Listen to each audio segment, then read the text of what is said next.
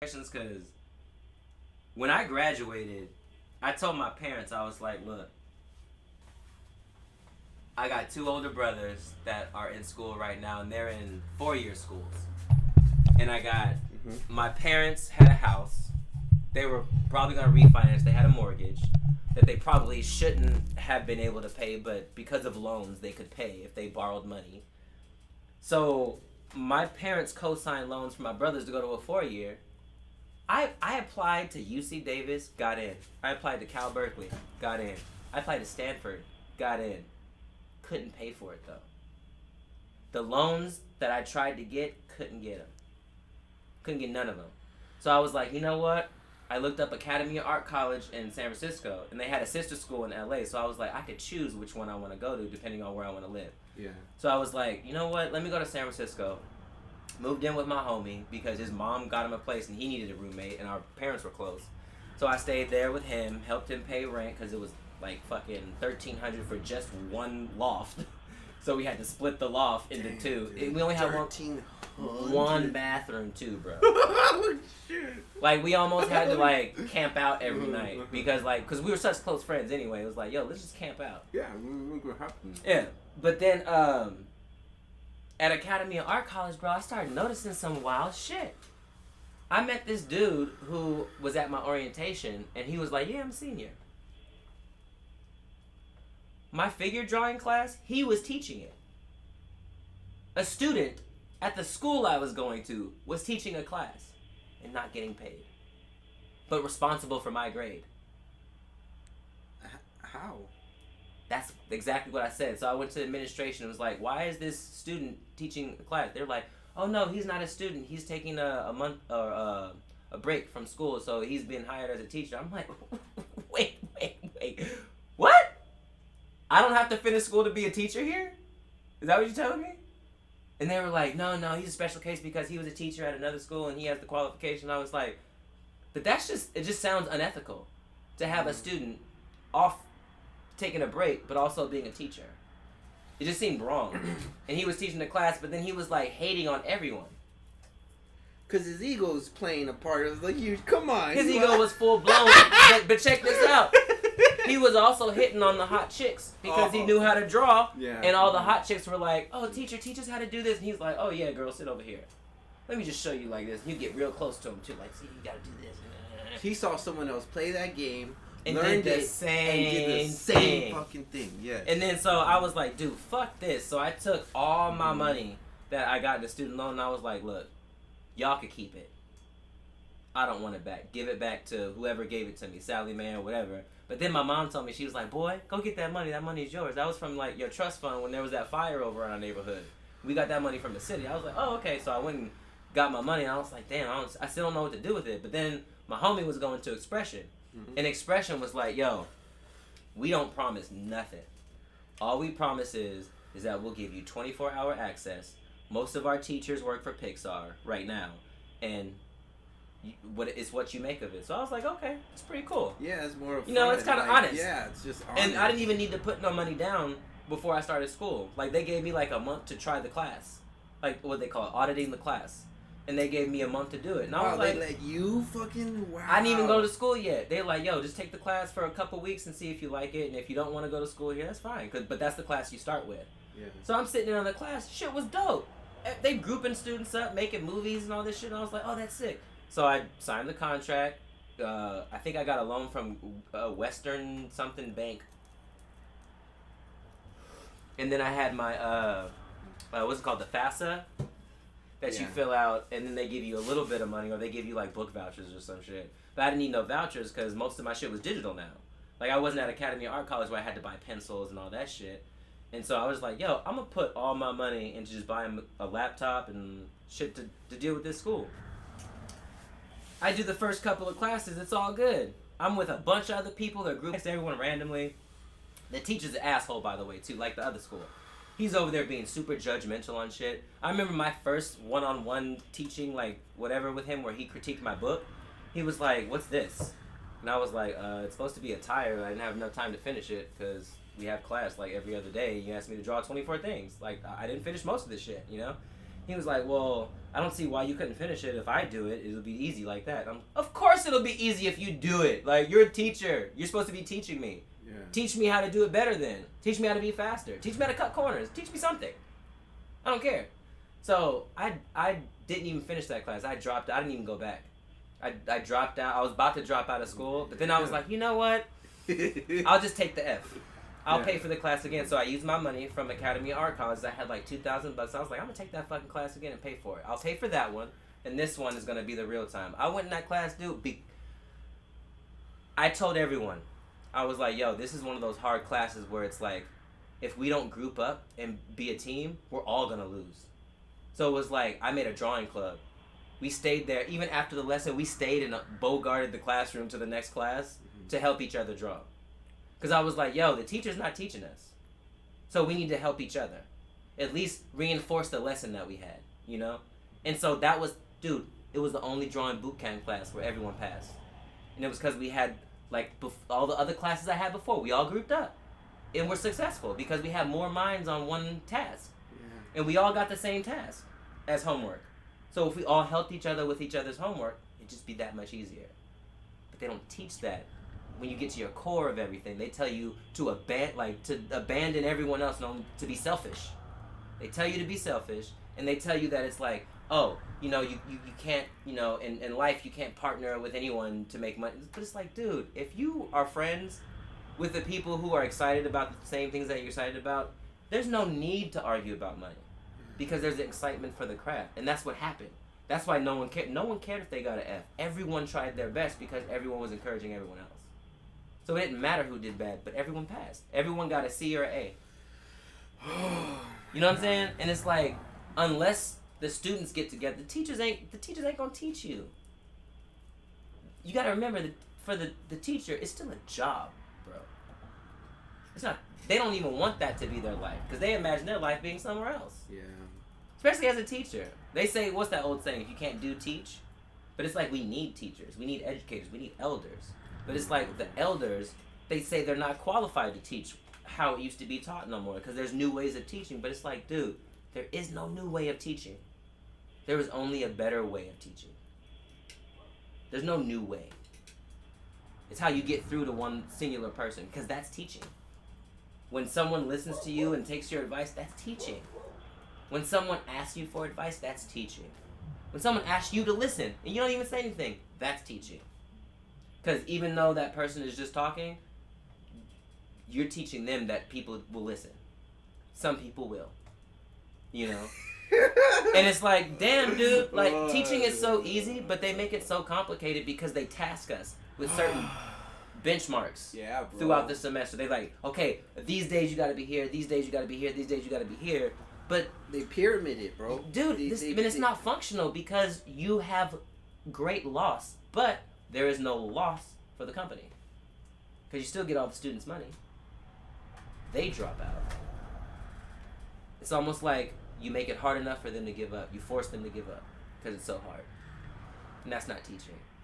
But that's what college is.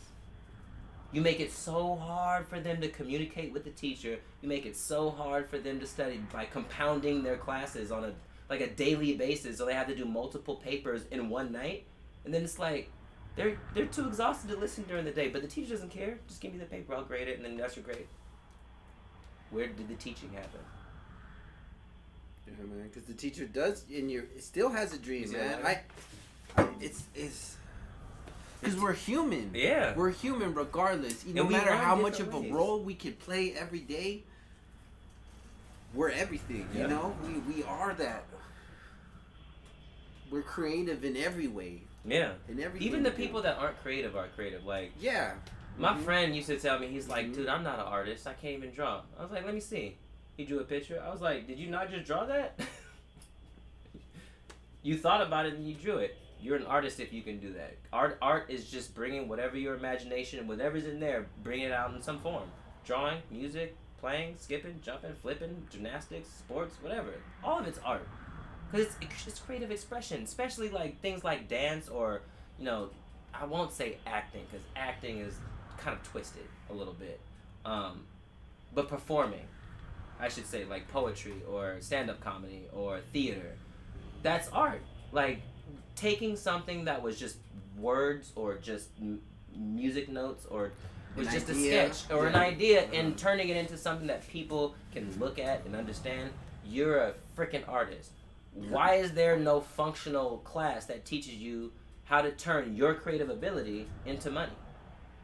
Because all I see is like YouTube advertisements like, you want to be an artist, you want to learn how to draw like these, you want to do it. Even the dude that had the white dude with an afro, he was just like, hey, let's just get together and have a party with these happy colors. Like, he didn't try to, like, make money off of anyone. He was on public broadcast TV. Bob Ross, yeah. I think he only made money because he was selling DVDs. Because people loved that fool so much. Because he was so positive in his paintings. He's like, oh, we're going to paint a happy little bush. Happy little bush with, some reds and some cyan. And we're going to, we're going to add some yellow highlights because we got a good sunset going on over here. It's really relaxed. And it was just like he was teaching by just doing it. And it didn't cost him anything. He just had one camera, just him, editing after all that. And then he made his DVDs. But what made him lovable is that he wasn't trying to tell you that you can't do this, you can't do that. He never said can't or no in any of his DVDs, like specials. He was just like, the only thing he said you don't want to do, he's like, you don't want to use your brushes like this. You don't want to, smudge them and do this. Like, you just want to rinse them like that, give them a little push, and just give them a little dab like this. And, be kind to your brush. This dude's telling me to be nice to my inanimate objects. Of course he's an awesome teacher. No teacher's like that. Like, every art teacher's like, if you don't do it like this, then you're not really doing it. Or, you have to have a reference point in this and that. And then he's just like, we'll just get in there and just paint. Learn about painting by doing it. Don't learn by listening to someone else tell you about painting. Because that still is not painting or teaching. It's just do it. Just kind of like get into it, dive in and see what you like about it. Like, if it's something that interests you, just dive into it and see what you're all about with, the creative process.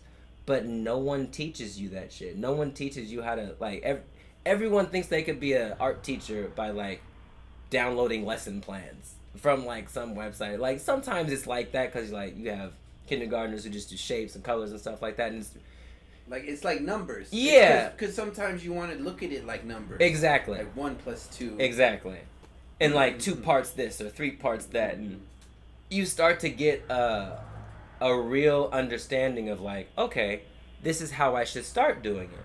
But then you get into the more advanced, like colleges and stuff like that, where you expect a solid form lesson about how to turn your creativeness into money.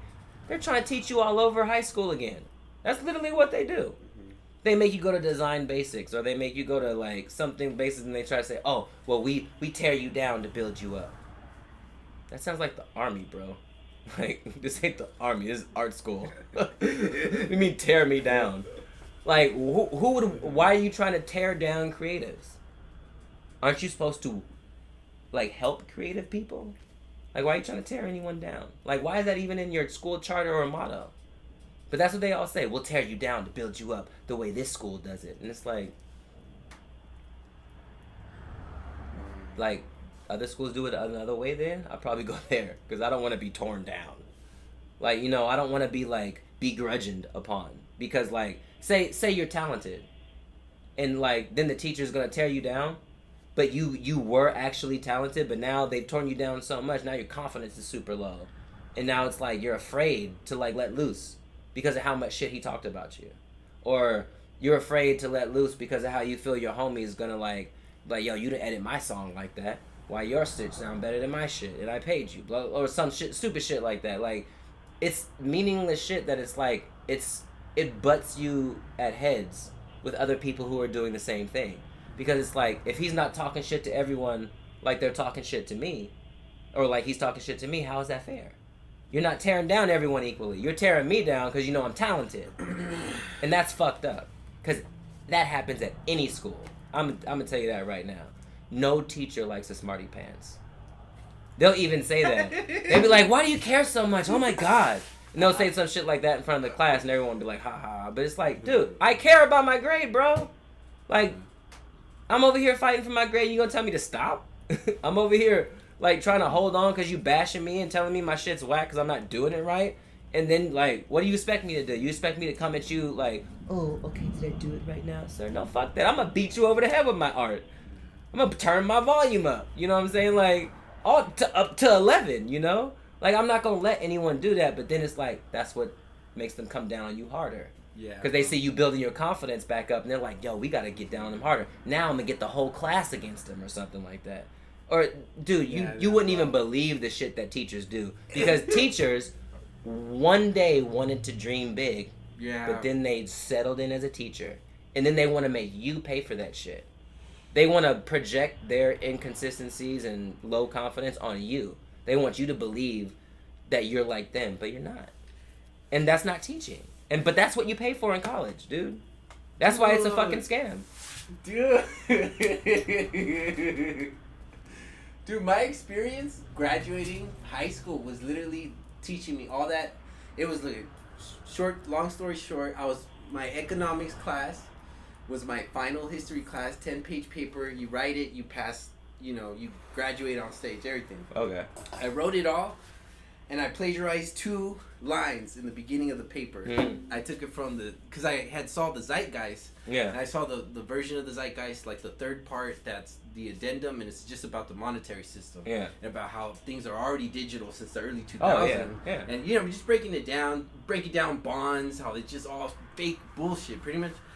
And so that's what I wrote the paper about, but in the beginning, like, he read the paper, and he knew, or like, I just think what I said in the paper, because he was an economics teacher. Oh, so he recognized those first 2 lines. You get me? So I just either triggered him and You did. For him to go like, nah, let me take this to the principal, right? Goes to the vice principal.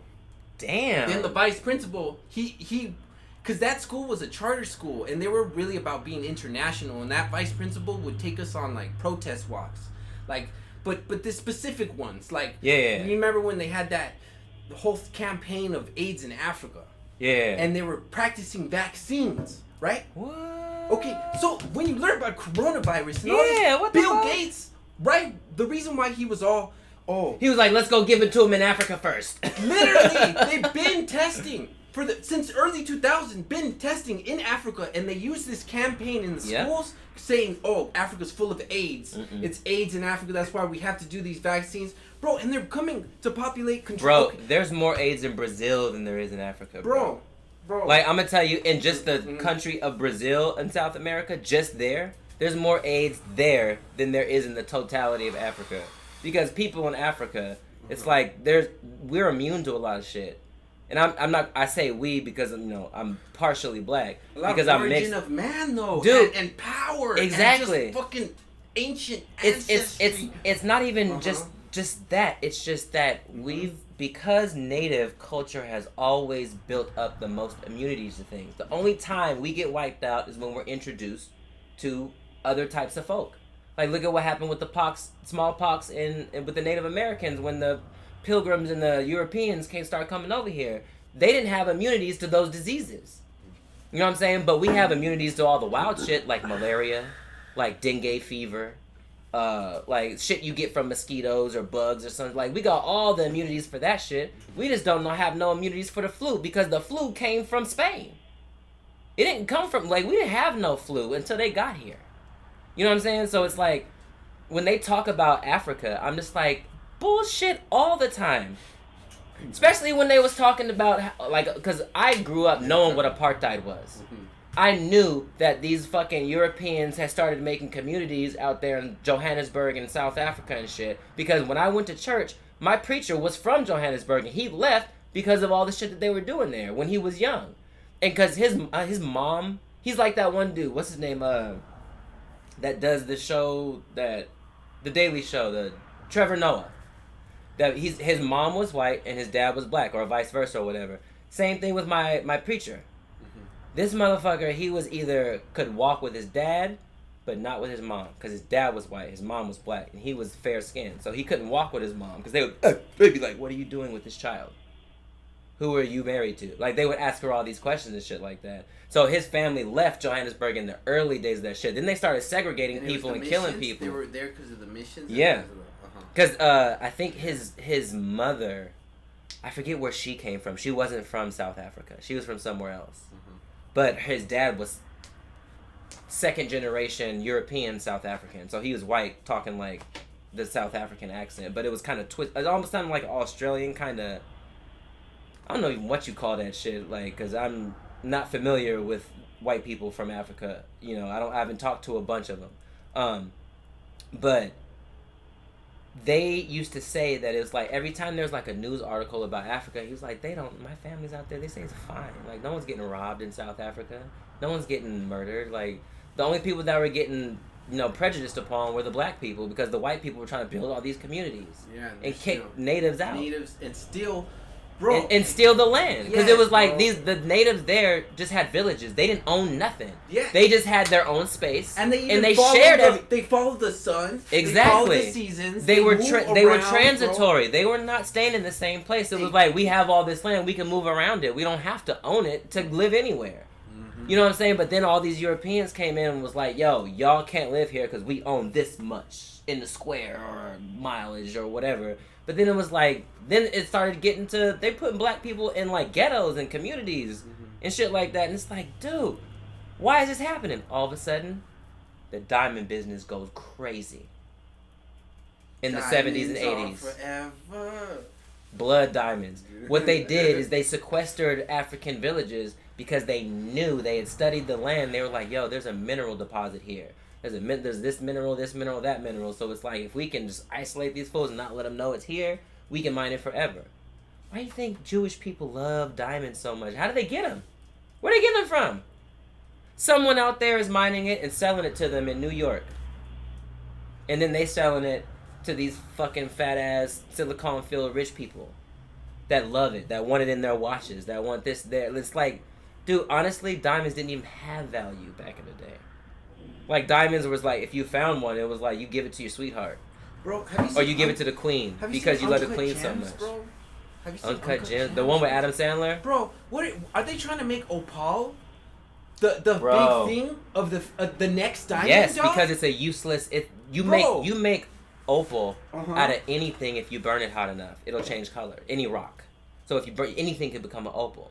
Opal is like the most like littered mineral on Earth. Opal's everywhere because opal's different colors. But it's like they tried to make opal like almost like those Champion t-shirts. Champion t-shirts, they used to sell them for $5 for 3 at the liquor store back in the day. But now they got a shop and you can embroider Champion. So now every Champion shirt, even if it's a blank shirt, $50, $30. The fuck out of here, bro.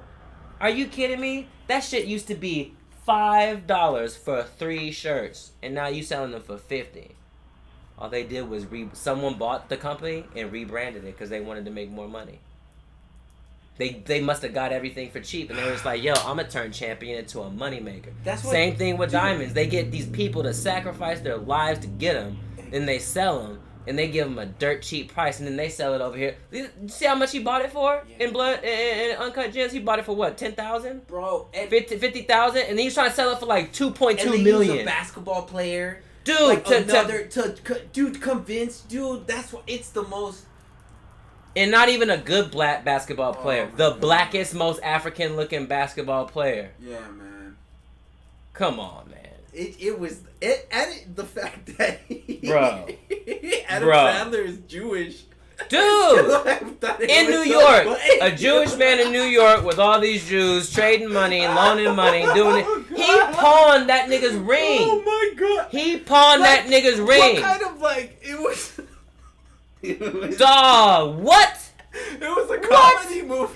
It was comedy. I laughed when that ending happened, bro. I was like, he deserved every bit of that for being so dumb. He was the most obnoxious motherfucker I've ever seen in my life because he just couldn't quit betting. And I'm just like, dude, he won so many times, but then it's like, dude, what the fuck is... He had an addiction. Yeah. But know what his addiction was? To succeeding where he thought everyone else would fail. Like, his ego was his addiction. He was addicted off of that shit. He was like, I can do it, I can do it. I can do this, I can do that. Even when motherfucker damn near broke his nose and threw him in a pond. Still acting the same. And the motherfucker just threatened to kill you, bro. And you still want to risk it for the biscuit? That's not about money, bro. It was never about money. But then they use, what's that fool's name, the Celtic? I wanted to say Carmelo Anthony. That's not him. I forget what his name was in Uncut Gems. Kevin Garnett. That he's the most African looking basketball player you've ever seen, other than Iguodala from the Warriors. They're the most two African looking brothers I've ever seen play basketball. And it's like they got him. They got him to do that part. They could have got any NBA player. But they got him. And they made him obsessed about it. Like, oh, there's just something about it. I just feel something. It's making me strong. I'm a man now because of this stone. Nigga, that's opal, nigga. You can get that shit down the street for $5. Any ring you want made out of opal. You know what I'm saying? Different colors of opal, nigga. Like, if you want turquoise, nigga. Fucking moonstone, nigga. Like, come on. Bloodstone, nigga. You can get all kind of opal you want. Because opal is just a pattern, bro. It's not even a specific type of stone. It's a pattern. Dude, and I was thinking, dude, I've been searching fools out here still mining gold.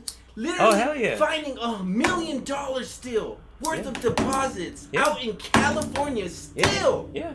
So I was convinced the gold rush was in the 40s. Yeah, and it was over. It's like we mined all the gold. I'm like, dude, this shit's abundant. Everything's abundant. Wherever there's pressure, there will be precious minerals. All you gotta have is a volcano, maybe a body of water, or have it be deep enough, but there will always be minerals. Like, look at the quartz caves in, I don't know if they're Mexico or Cancun. I don't know if it's Mexico or the islands, but off the coast of those islands, there's like a cubic zirconian or a fucking, what they call those white crystals. Not sapphire. What the fuck are they called? Quartz, yeah. There's like a cave full of like white quartz and stuff, and it was like, I'm actually surprised no one's like stealing quartz from that shit, trying to sell it elsewhere. There's so much of it, bro. But it's like oh, quartz crystal. But it's like, dude, if people knew enough about stones, you can make all of them with enough pressure and enough heat. And like you could fool people. Bro. You could fool people. Straight fool. I mean, how much? So then that just makes rocks, bro. That makes me look at pawn shops. Dude. And gold things. Yep. And I'm like, do they even know what's real gold? Nope. Do they even know what's fake gold? Or is it just what's passable? Yeah. And what isn't? Exactly. You get me? And also, their job is just to get it. Because they sell it too. Mm-hmm. Like, once they buy or someone pawns gold, like, they sell it. They don't keep it. They try to get as much as it's worth because they're like, yo, I got all this and blah, blah, blah, blah. And they try to sell it to whoever wants it because it's like gold is valuable in the tech industry. Honestly, for money, it's not really worth, like, wearing gold chains ain't a thing no more. People love platinum and diamonds and all this kind of shiny other shit. You know what I'm saying? Like, there's alloys and there's blends of metals that look better. And that's what people will buy. So it's like solid gold is like, it's a status thing still, but it's not popular as it used to be. So it's like gold is, like, I remember, I think it was like the early 2000s, like a pound of weed and a pound of gold was worth the fucking same. And now a pound of weed is probably worth way more than gold is. Like, I'm not, don't quote me on that shit, because I ain't looked at the stock price and shit, but like, I wouldn't be surprised if weed was worth more. Because it's not legal in every other state. So the drive to grow it, the actual street price of what other people like think it's worth. Yeah. Like, I bet you it's more than gold. Like, cause what can anyone do with gold unless you got a smith and you can pound it into rings and all this other like this, or unless you're gonna make it into computers. Yeah. Like, cause Apple, all them, they want gold. Dell, all these people that manufacture shit, they want all that shit. So like, I guess you say the money is just selling it to China so they can make parts with this shit. That's why we want gold. Because China and Japan, they make all this technological, like these hard drives and these motherboards and all this little technical shit that goes inside the computer to even program it. But then it's like, other than that, gold isn't really good for nothing else. I think it's a better use in computers than it is as wearing it. Because one gold, like was it 24 carats is pure gold or something like that? Or 18 carats is pure gold? One 18 carat necklace could power like 10,000 computers. You know what I'm saying? Just by the gold filaments that connect all the circuits. And I was watching fools take old circuit boards, melt them down, and get the gold out. And the aluminum, because that shit's worth money too. Dude, and the copper. Straight. It just. Here you go. That's it, man. You get me? So I'm telling you, this whole thing. Cause like growing up, you start thinking about money, cause that's what like comes into your life. Yeah. During your surviving. Yeah. You know what I mean? So then when you think about money, then you're learning. Okay, what do rich people do? What is, and then you see. Okay, well, some rich people are like, oh, it's about resource. It's really about resource. Yeah. And then other rich people are like, oh, it's about the next big thing. It's about the next big thing. Yeah. And then at some point, I start realizing everyone has their own perception of what money means to them. Yeah. So then there's no really set idea of money, but as long as there's certain faces on those money, then that money is still some type of flex. Yeah. For a certain. There's value in it, even if you just have it. Even if you don't spend it, you just have it. There's still value in it, but you gotta have it all. It's almost like now, like know how I was talking about the streaming wars and how like Disney was fighting Warner Brothers, and then because that streaming war got so big, because Netflix's competitive aspect where they were just like not even selling original works, they were like buying the rights of people's DVDs and movies and sending them to your house. They were almost like the Amazon of DVDs at first. That's why there's so much Disney commercial when you're watching those VHS. All of it. Those old. There's always like a quick Disney commercial, Yep. and then the movie. And then the movie. Where the movie. Even if came it's from. a DVD. Yeah. You know what I'm saying? But it's like, because Disney had a contract with Netflix for only so long, they pulled all their shit off of Netflix, and like I think Sony pulled some of their stuff off. I don't know if DreamWorks pulled some of their stuff off of Netflix. I think Netflix might have a deal with them. But it's like all of a sudden Netflix started losing DVDs that they could send to your house. So then Netflix was like, hold up. What if we stop the DVDs and just added like a streaming service to where they could just watch it right now?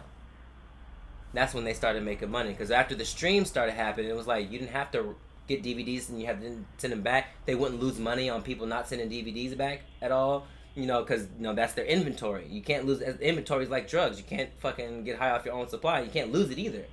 You know, so it's like if you lose DVDs, that's losing money and losing the ability to ship DVDs, right? So streaming took all of that away. Now there's no loss because we only have to have one copy of everything now that's available to everyone to stream all the time. That's it. And then they started making their own original stuff. And then that's the point where the streaming wars happen, because then Hulu pops up out of nowhere. Instead of just movies, Hulu got just straight TV. Some movies, but mostly TV programming that you could watch anytime with minimal commercials at first. Then they start having advertisements on it. So then like people start going back to Netflix because Netflix was like, now we got TV. Yeah. We got TV and movies now. Yeah. And then Netflix killed everyone when they started having Netflix originals. Yeah. As soon as they started doing Netflix originals, they start buying scripts. They start renting production companies to make movies. They were like, dude, why can't we be our own studio then? We got all this money. Fuck everyone. Then Disney and Warner Brothers like, yo, we can't even compete with Netflix. So then they took the streaming service too. But then that ruins all movies because now you have to pick one or the other because you can't have it all. Or you have to pick all of them and suffer. Or only like people who have hella bread could like pay for all these different streaming services. And now look at the streaming wars. Now people are fighting for music streams. People are fighting for rights to show this material and that. Like everyone's fighting. Look at Wonder Woman. Wonder Woman is only available on HBO Max. That's the only place you can watch it. Unless you pirate that shit.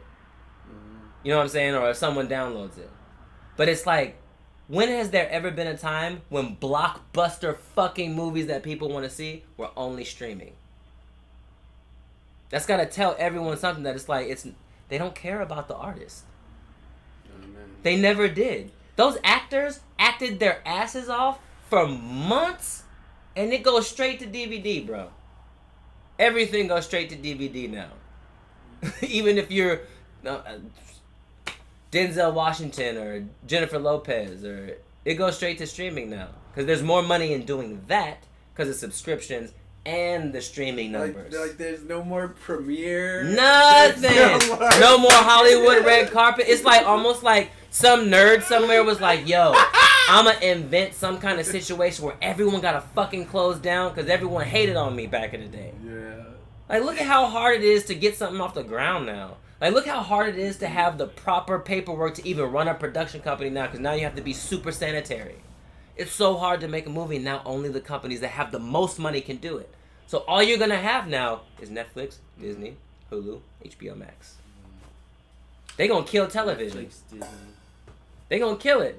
Because it's like you now have to subscribe. You have to pick a side now. And we got to see where Viacom, where Time Warner... Oh, don't get me started about General Electric, right? Bro, those are the ones running TV, running the local channels, right? No, those bro. companies, bro, right? They're CBS. running everything media. Viacom owns more than movie studios. Yeah, dude. They own, I forget what channel it is. I don't know if it's channel 5 or 4 or 7. But Viacom owns one of them. Because at the end of every fucking news, casting or whatever, at the end it goes, Viacom. Viacom owns a lot more in California than what people know. Especially when it comes to media and all. Viacom gets a little bit of everything, bro. I'm going to tell you that right now. MTV. Dude. Bro. Nickelodeon? If it gets made in LA, I'm pretty sure Viacom gets paid. I'm pretty sure, bro. I'm pretty sure of that. When I was going to the MTV scene, bro, I met Eddie Baker, all those Wolf, you know what I mean, Bones, their crew. I was, oh shit. You know what I mean? When I had my old crew, we beefed it with Suicide Boys, and we were, so I was trying to go into that scene and look at them face to face, So I was going to these MTV things that didn't even end up really getting broadcast. It was like MTV was trying to make their online debut, but it went horrible. Yeah. It didn't go well. You know why it went horrible? Why? They tried to put all these young artists against each other. They tried to make it all competitive and shit. Look, bro. That was the vibe that night, bro. dog. I was going to people's faces, dog. Yeah. I was like, what the fuck's up? Adam goes ham. What the fuck? What's good, dog? Yep. What's good? And everyone's scared. Yep. Like scared. You put in a position where it's like, yo, I gotta put my thing out right now. Yeah, you get me? So I look like I'm not look like I'm the best, but to show everyone that like I'm about this shit. This is what I want my life to be. But then it's like, you take that sentimentality and then it evolves into Double XL, the freshman class ciphers. Where it's like they got all these fools on there and they rapping with each other, but then like everyone don't rap together like they should because of when, like in the chronological order they came out. Because I remember they had, who was it? They had Denzel Curry, 21 Savage, Kodak Black, Lil Uzi, who else they have? And Lil Yachty. They had all of them like doing a cypher freestyle together. It's like those are the most 5 different rappers you can find. Lil Uzi has no meter. Like he don't try to rhyme at all. Yeah. You know what I'm saying? He's like, yeah. He's like, Denzel Curry got rapid fire bars. Completely for You know what I'm saying? Then you got 21 Savage that mixes and matches his bars. He be like, gotta own on that soda, yeah, fuck a bitch, she don't want that Yola, You know what I'm saying? Like, he'll do something like that, but then you have, like, Kodak, that you don't know what the fuck he even saying, bro. He be like, yes, Kodak, so much, like, and the beat was not even what something Kodak would rap to. So it was like, they isolate this situation to make these artists, and they try to, like, polarize one or the other. Or make a beat that these two can rap to, but everyone else can't rap to that shit. Because then it's proof. I have the proof. JID and Ski Mask, the Slump God. That was the fucking weirdest shit I ever seen. JID killed that shit. Yeah. But then it was like, they cut the beat for Ski Mask. He didn't even get no beat. Yeah, bro. He's like, stop my mic with my song. Heard my song. That's playing me young. He sounded so whack, dude. I was like, why did they give JID the bomb ass intro? They gave him the bomb ass shit, and then they cut it all for Ski Mask. Money. It was almost like he didn't pay for it, like you said. He didn't pay for it, dude. He didn't pay for the DJ. Because that... Oh my god. Ain't that some scandalous shit though? Like, why would you, as a production magazine, how you get shit started? Like, look at what happened with Biggie and Tupac. It wasn't them that was beefing, because if you look at it, they did a lot of shit together. They were in a lot of places together where they were hella cool. Dude, they were so cool. But then even there's a show and they're like just like on the stage, just walking, singing, vibing together. Songs. When they like, first met, they was like Biggie. I remember Biggie said something. He was like, "Yeah, I met Tupac in New York when he was still in school, man. Like I met him in New York when he was still in school." I'm like, "Yo, what? Y'all supposed to be beefing this whole time? Y'all knew each other before the beef? How did I even hear about the beef? It was the media and the magazines, bro. All the magazines were talking about East Coast, West Coast, East Coast, West Coast, East Coast, West Coast, East Coast, West Coast, until it fucking blew up. Because they know gang niggas gonna be gang niggas. They know people gonna represent. No, fuck that. East Coast is the shit. No, fuck that. West Coast is the shit. And then all of a sudden, you throw a show in Vegas. Where everyone gonna be there. Yeah, because that's the middle. And then you start the shit and you get the pot stirring. That's and where someone... all the fights happen. Literally, all the fights. Every BET Awards, if it wasn't Wu-Tang squabbing, it was somebody. I remember Wu-Tang beat Joe Budden's ass. Who else fought? Method Man beat someone else's ass at a fucking Source Awards. And it was like, dude, every time these fools get together, they beef because what the media is saying about them with the East Coast and the West Coast shit and making it worse. And then they ask for a statement from some nigga that no one knows. They're like, yeah, East Coast, you should fuck these niggas. And and all the West Coast niggas think that East Coast nigga is part of this group, but he not. He just talking about them niggas are the best because he's a fan. So they got the fans talking shit, thinking that it's the fucking people who are in the clique. Yeah, no. And then they get everyone hyped up. Now everyone's want to war with each other, and they blame the editors. And they blame the fucking editors, dog. I was watching a beef. Shouts out to my ladies' family. Sent me the beef DVDs, and I'm watching them. And in these DVDs, they're interviewing the editors, and I was like. And the editors are fully taking on, like, they're like, yeah, man, we were just young, and we didn't really understand what was going on. And I get him taking his part of responsibility, but it's like, come on, dog. Y'all knew what you were doing. You get me? Yeah. Someone was telling you. Someone was right there, because I know in the production, there ain't just one person editing a whole movie. There's like 3 people there in the room, like, okay, let's do this, let's try this, let's do this, let's try this. There's always someone in charge. Directing that shit. Like a choir director or something, you know? And it's like, you want to blame the editors. Yeah, they were young and all that shit, but it's like, there's a team editing the project. There's not one person. Like, don't try to blame the one person who's like on the bottom of the editing list, you know? One person can't even take the blame. One person don't even know what's going on if I'm an editor. If I'm just an editor and you hired me to edit something, I don't, like, what if I don't know it? Like, say you hired me for a job to edit something that's porn. I don't know these porn stars. I don't watch porn. So I don't give a shit. I'll edit it though. Like, how you want it to be edited? What do you want? Like, what do you want to, like, you gotta tell me what you want to see. So that's why I'm just like, a person getting hired is gonna follow the script on how to edit it. And they taking direction. So it's like, you can't just blame that person for doing what they were told to make money. Because it's a job. You gotta blame the person who was in fucking charge, which is the production company. For putting that type of message out there after seeing their final product. They're the ones that edited that final shit. You know what I'm saying? And stamping it. And putting it on as official business. You feel me? And then to think that it got to the community before the internet. Yep. That's where you could really, because of their beef, we could really see who's still doing it today. Yeah. Because their beef and them. Dude, and then, so that's why DeBarge coming that other day and him playing and him being the Mad At Ya, and then I'm watching the Mad At Ya music video, and then I see that Tupac in '96, before he died, played that song at SNL in New York live. Yes, he's like, New York, I'm mad at you on SNL. Right before Vegas, dog. At SNL. At Saturday Night Live. You blowing my mind right now, bro. And he's like, I'm mad. He's like, because he knows that so much people played a hand in his death and that it was coming, that he was like, this is what I have to do to let the true people who follow my story know the truth. I ain't fucking mad at none It of y'all. was never anything with New York. Damn. He said New York, I ain't mad at you. He's like, God, dude, dog, and bro. in the, you want to watch it real quick? Hell yeah, dude, bro. It's so fucking, bro, like. Hey, I'm gonna turn the lights on. Oh, yeah, turn on the lights. Where's the switch at? Over here? Over there. Okay.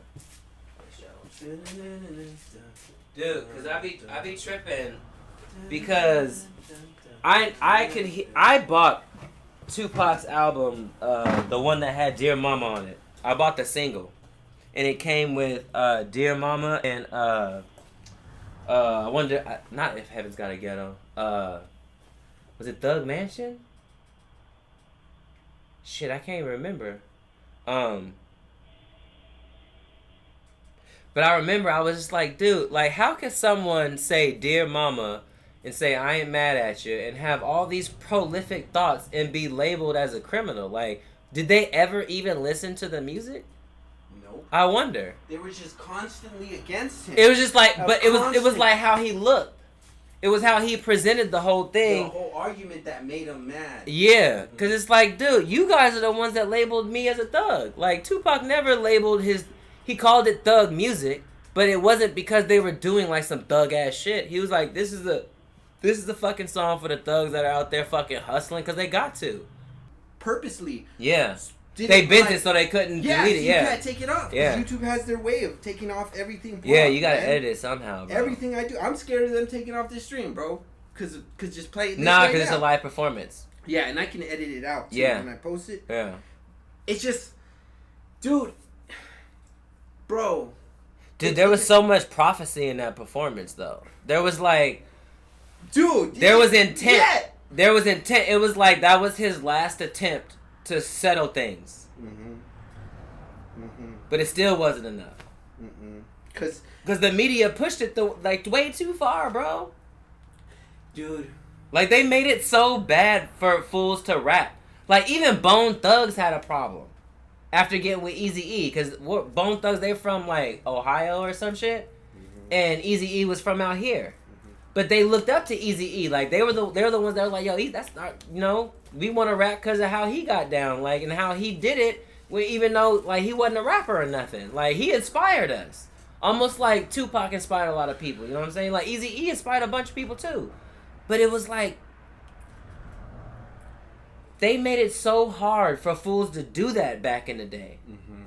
They made it so hard for this production company or group or management company to work with that production company or management group, because they all the higher ups in the office saw everyone as competition. But then they also saw profit and beef, because on some levels they learned from who was it back in the day, KRS-One had a beef with I forget, some New York cat. Or yeah, that was the second beef to ever happen in hip hop history. Exactly, but I'm saying there was like, but it wasn't no violence and shit. It was like bars. Who's the better rapper? Like they weren't trying to get violent ever. It was only until the media got involved and was like, yo, there's these rappers are talking this and talking that, and they put it in such a bad light to where people think that something bad is eventually gonna happen, and it's like, dude. Everyone's just making tracks at this point, but then it spread into the gang shit, and that's when shit got bad, because it was like, yo, if you repping Cali, you repping either Bloods, Crips, Norteños, Sureños, or you repping the Mexican Mafia, or you repping somebody in California, just like in New York, you repping the Italians, the fucking Japanese, or the fucking the whoever the fuck's running New York, Jews. I don't know who's running anything. But it's like, once you claim a side, that's when shit gets real. And they use the language of the rap to make it seem like they were claiming sides. When people were just bigging up where they from. Brooklyn, Indiana, Jersey, Cali, Inglewood. Like, people just trying to, like, not rep the gang situation. They're just trying to, big up my hometown. You know what I'm saying? I represent my hometown, and I'm trying to like do this shit for them, but it's like they turned it into gang shit. They got the police involved by arresting NWA, by arresting Tupac, by arresting anyone who had like angry music, Like they put it under such a bad light of a microscope that then everyone started thinking that rap was connected to gang shit, especially after Tupac died. And I think that's what instigated this whole shit, this whole connection with gang shit and rap shit. Now people think they gotta be in some gang shit to rap, or they think they need to be in some rap shit if they're in a gang. Vice versa, just now it's locked in because of I hate to say it, so but much trauma. Yeah, trauma that happened during so much people. Everyone's dying. Everyone's family. Everyone's dying. Got deaths that have to do with gangs or have to do with drugs, and who sold those drugs has to do with gangs. Has to do with the police. And that's why this whole thing is just exploding in LA. But it's just like they perpetually make it explode. They perpetually push our buttons, bring the problems to the community, then pin the community against the community, and then it explodes every time, because what else was going to happen? That's exactly what happened with COVID. Bro. Because after Nipsey died, LA was damn near unified. After Nipsey died and after his funeral, everyone was like, yo, let's stop all this bullshit. And then all of a sudden, COVID hits like a fucking bag of bricks, nigga. Dude, that shit, when Nipsey, dude, he did a video with YG, and they both talked about, yo, this gang shit, that's because of where we're from. Mm-hmm. But when we talking about business, there ain't no gang shit. No, man, because the gangs were willing to protect the community. That's the whole reason they started. Offshoots of Black Panthers, and the Black Panthers are the reason why we got EBT and welfare. Dude. Why we even have money to eat, why we even have food. Why we even barely got WIC. They adopted WIC from a European thing, but they weren't getting no love in Europe, so Black Panthers was like, yo, bring that program out here. We love that shit. You guys want to give us shit out for free to people who can't afford it? We love that. Bring it out here. Community centers everywhere, all of a sudden popping up. Then the government's like, yo, y'all can't do that. Y'all giving shit away for free? Y'all trying to have a community? Any way we can break the community, because like I said, they try to separate us to make us love their idea better than our own communities. Because, like, look at... I go back to COVID, even though I know people have died from COVID, but I don't know if they actually died from COVID or if that's what the hospital says. I know only one person whose grandmother has died from COVID, because that's what she told me. That's what her boyfriend told me. I don't know anyone else. I know my cousin, they told him he had it, but he was just sick for a week. He got better. He isolated himself. He was chilling at home, blah, blah, blah. He got fine. He was better. He didn't die. He didn't even get that sick, you know? But some people, they say they get sicker. They do all this other stuff is happening. But the bottom line is that now everyone's scared. They say in the news, it affects everyone differently. They say in the news, it's mutating. They say all this shit that confuses and fills you with fear. So now you just think about yourself. Now you're wearing a mask. Now you're going over here. Now you're telling everyone to stay away. Now all this other shit is happening to keep you separate. And now that you're separate, now Amazon is clear to deliver pharmaceuticals. They're going to have drones now soon. Now there's only a couple of streaming services you can watch to watch everything. Or you have to have them all to watch everything. Now you have to order your groceries or things that aren't in the store off of Amazon or some website. Now we have to do so much because they've shut everything down. And it's like, dude, it happened right after Nipsey died. In my eyes. I don't know how it feels to everyone else, but right after that, everyone was chilling. Everyone was having peaceful, my production events, no fights after Nipsey died. There was no fights. Every time someone put on a Nipsey song, niggas was just like, oh shit, R.I.P., R.I.P., sharing blunts with strangers, smoking, all this other shit, like everyone having fun.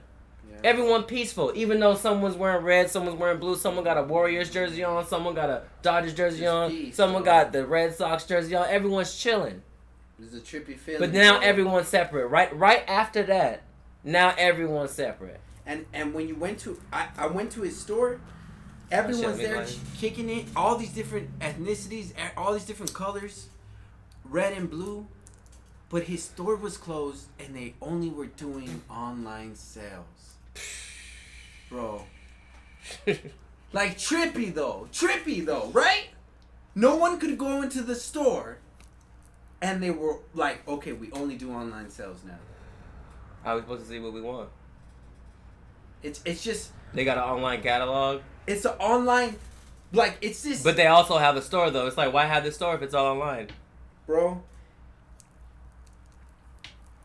We living in a wild time right now. And then bro. learning too the Nipsey situation, learning about the different cliques he was part of, how his manager was actually in the gang and was bigger in the gang, and so when Nipsey started rising up with his notoriety and his fame, they start targeting him. You get me? These levels are just starting to shift, and then poof. So then it's just like, okay, it makes sense. The balloon popped. Yeah. Right. Like, it just makes sense. But the crazy thing, like, I tell a lot of people, especially about Nipsey, there's two reasons why I think his balloon popped. He did an interview on The Breakfast Club talking about money, finance, talking about cigarettes and alcohol, and the pharmaceutical company. He started talking all this shit. He was like, you know what? He was like, of course they got you addicted to all these drugs. Like, you had no choice. They selling to you undercover. Like, you think they selling you one thing when it's really the other thing. You know? And then he started talking about, he's like, dude, once you start getting in the way of, like, you know, the government making money, that's when they tax you. He's like, I made a bunch of money last year opening new businesses and stuff, and then my ass thinking I can't pay taxes and stuff. They came in and closed my shit down. You know, and tried to arrest me off of not paying them, you know? So he was like, well, you got to pay. You know? You have to give your part. You know, according to them. But then he was like, once you actively stand in the way of, like, the real people who make money, that's when they shut you down. And he said that. And then all of a sudden, he does another interview years later talking about he's going to finish the Dr. Sebi documentary. And then all of a sudden, when he shows up in L.A., publicly around his hood, he gets popped. Bro, okay, so then, last night I was watching the grandsons and some of the children of Sebi, because he had 20 children. He had a bunch. Like, dude. And he had some young wives, too. and I'm seeing, like, them, and they're asking him, okay, so do you think the government had anything to do with his thing? And they're like, no, the government didn't. And I was like, okay, for them to choose to say this publicly on a national radio talk show that's the Hip Hop Breakfast Club is a power move on their end. It's an obvious, like, I mean, the government didn't have to do nothing with his death, yet the government is the police that put him in the prison for the money that the government has to do with his whole, why he was carrying 50,000. How can they even say, they're like, we know the real ones know we're lying. Yeah. You get me? Yeah. They're like pretty much. They didn't care. They don't give a fuck about the truth or the lie. It's about how much we're healing and that we continue healing. Like, you get me? Because his daughter, one of his daughters and one of his sons, bro, they were just like, yo, we really want to just, like, let people know that, yes, Dr. Sebi's dead, but the teachings of Dr. Sebi are not dead. You can still buy the books. You can still change his life. Like, you have ailments or everything, just look into it. Like, they weren't even trying to advertise the book on the Breakfast Club. They were just like, look into it. Look into this. Look into that. Look into this flower. Look into this plant. Look into this. Bro, they don't need you. How you go advertise healing when healing needs to be done? Exactly. When all this is just fuck, dog. It's heavy, dog, man. Shouts out to the homie, man. I have a homie who started a medicine company. Yeah. And it's electric alkaline. Because he's so inspired by everything, you know? And we're all connecting, and they're doing music, too. And I'm just like, we need to keep going, bro. Yeah. Keep going forward. Now there's no way else to go. Because, like, now, people have to realize that you can't work for a company now. Because now companies are all unreliable. Because I worked for the city. And I ain't got no job. You feel me? Like, I work for the fucking county. And I ain't got no job. Because my job is not what they call it, essential. And now no one's gathering. And so it's like, as soon as this shit clears up, they probably going to try to ask me to come back. But I'm just like, dude, now I see how unreliable it is. Why would I come back? Why would I come back to your company when at any time you could just fire me? Or just there's no one there. But it's like all you motherfuckers in the office are still working for the company, but it's like no one else that was a production assistant or a production artist is working no more. And there's no party, so everyone's doing everything online. Now everyone has learned that we got to keep our own shit. So it's like, who's going to work for anyone else now? Like, even when the businesses do open, only waiters and shit gonna be teenagers. Only people in grocery stores are gonna be teenagers and shit. Because it's like, not everyone who's, like, old enough to know something is like, yo, I'm gonna try to figure out how to do my own shit. I don't want someone to take my shit, but I also don't want to be working to build someone else's shit. Because it's like, the more I work building someone else's stuff, they make more money, and then I'm still screwed.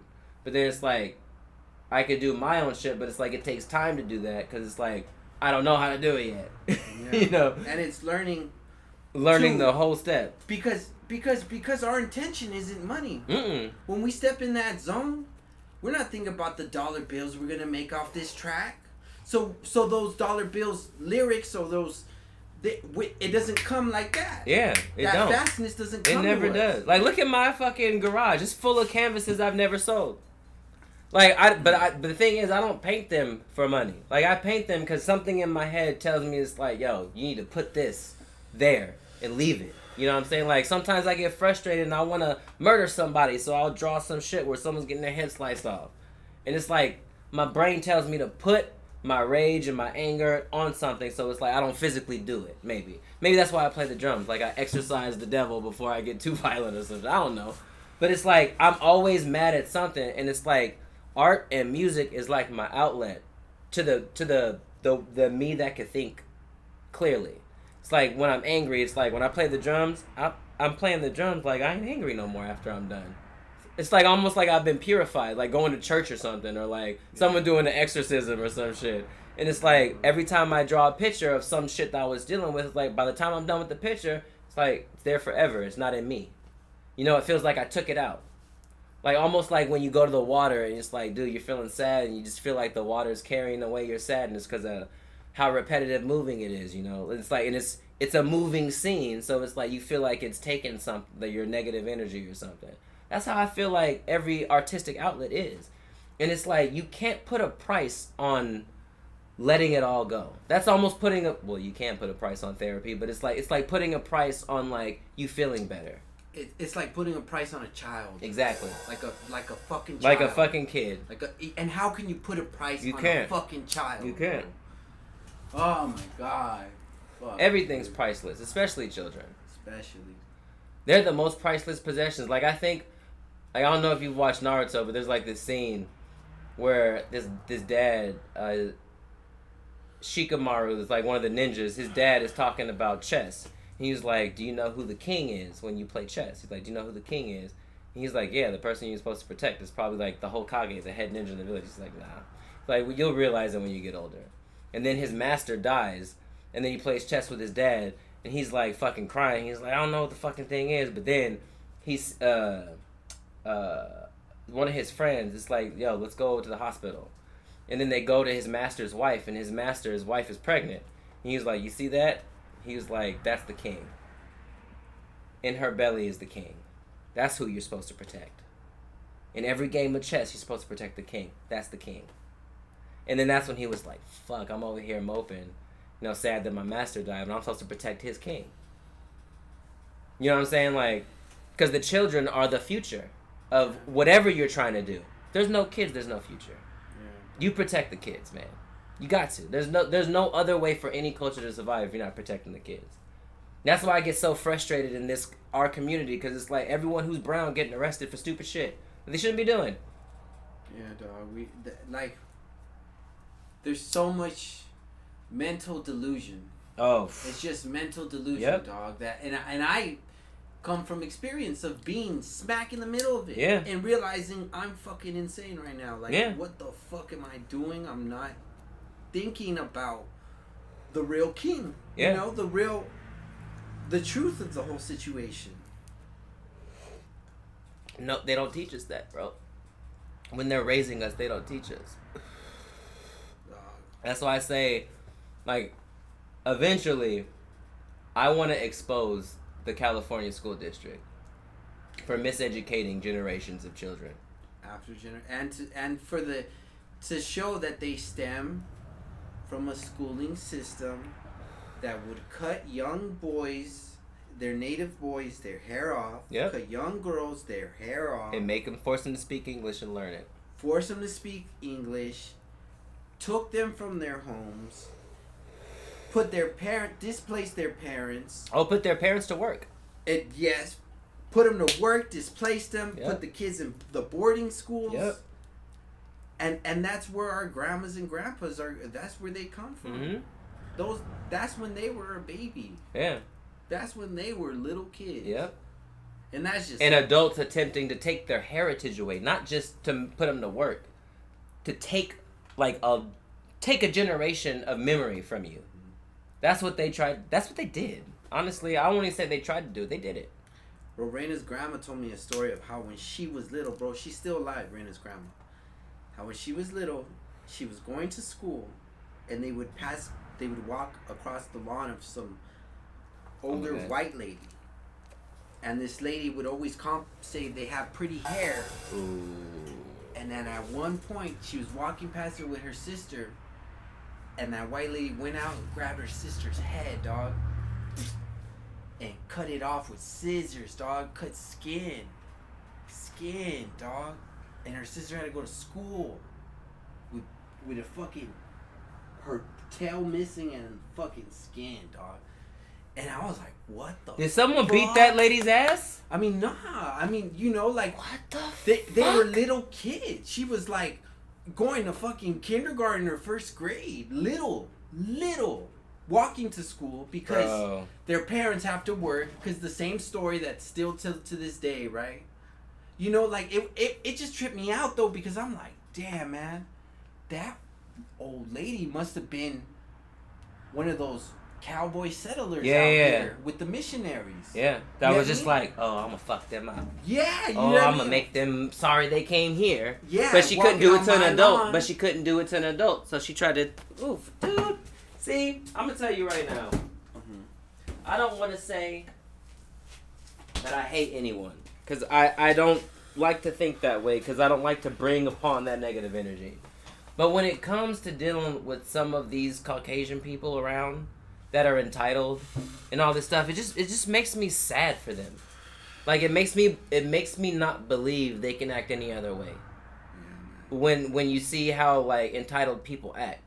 Like, because I've seen, like, dude, I was ordering an Uber, and I was like, dude, are you Nathan? He was like, no, I'm not Nathan. I was like, oh, okay, and you're not my Uber. This other chick goes to the car and was like, what's your name? He was like, that's not how this works. It's like, you ordered the Uber, who are you? And she was like, actually, that is how it works. Like, you have to listen to me. And she was trying to get a free ride, obviously. But it's like, dude, how much of an entitled piece of shit do you have to be to try to steal someone else's Uber ride? And be like, yo, I'm just getting your car. You change. You have to change the address, though. Like, entitled people. And then I've heard this one dude, he told me an Uber story. He was like, yo, this chick, like, canceled the ride, mid-ride, like, almost right when we got there, she canceled the ride. And I'm just like, yo, I'm not dropping you off over there. I'm dropping you off. I'm taking you back where you were. So he drove her back. She gets violent in the car and shit. She's like, I'm going to tell people. But mind you, he's recording all this shit. He's like, oh, I'm going to tell them you tried to rape me. I'm going to tell you kidnapped me. I'm going ham, this white woman. Like, I'm going to tell you, rape. She starts kicking the seat. Oh, my God. And he's like, I'm recording you. What are you doing?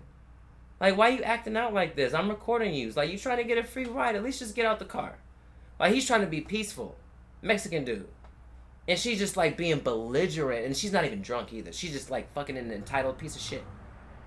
And she's just like, oh, I'm going to ruin you. You're not going to drive Uber again. You're going to get fired. But it's... Dude, anyone can drive Uber anytime.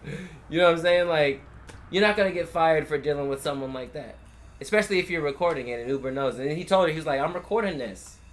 Like, you can keep talking, but you can just get out the car and walk, because I'm recording everything. Like, from the beginning, I've been recorded. But still, she's entitled, fuck you. Go back to your fucking country. Go back to where you fucking came from. And I've never said anything like that.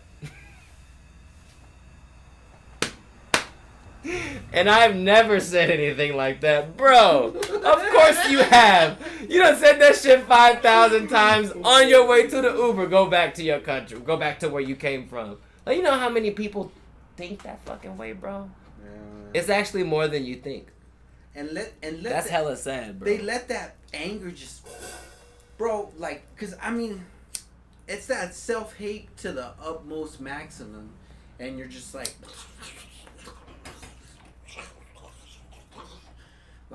on everyone.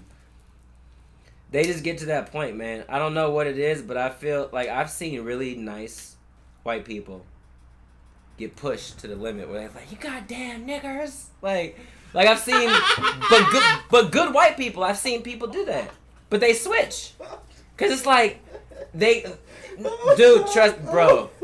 They can't do nothing. They can't do nothing but go to the most hateful thing they can think you would be offended by. Yeah. So they say, "Oh, you goddamn spick," or "You goddamn nigger, go back to your country." Like, bro, I was born in California. It don't make no sense. I was born here. You guys want me to go back to where I came from and walk up the street to my house, alright? Yeah, bro. But they think that's hurtful because they're taught that racism is harmful to us. I don't care if you're racist. Honestly, I encourage people to be racist to me because that's a teachable moment for you. And let me teach you that I don't hate you. Even now that you're being disrespectful, I don't hate you. You've been programmed and conditioned. You don't know what I know. So go ahead and hate for as much as you can. Eventually your bubble will pop. And you'll realize that you've been stupid this whole time. There's no reason for you to hate someone that people told you to hate. Like, why are you hating someone that, oh, you gotta hate those people because they're not like you?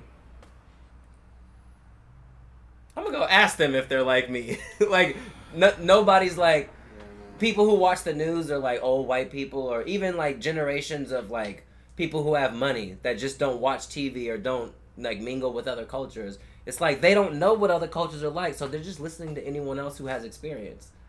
So if you're, don't have experience, you're just gonna assume whatever you see on the news or TV or whatever television says. And I don't know if you've noticed, but movies, television, that shit be racist as fuck, bro. Bro. Nothing but bro. And like super identity oriented. Like what are you? What's your identity? Yeah. This is my identity. Are you an ally? Are you an ally? Are you Are you an ally? Are you pro-life? Are you like with women? Do you believe all women? Do you? Because if you don't, you're fucking chauvinist. You're fucking burn it down.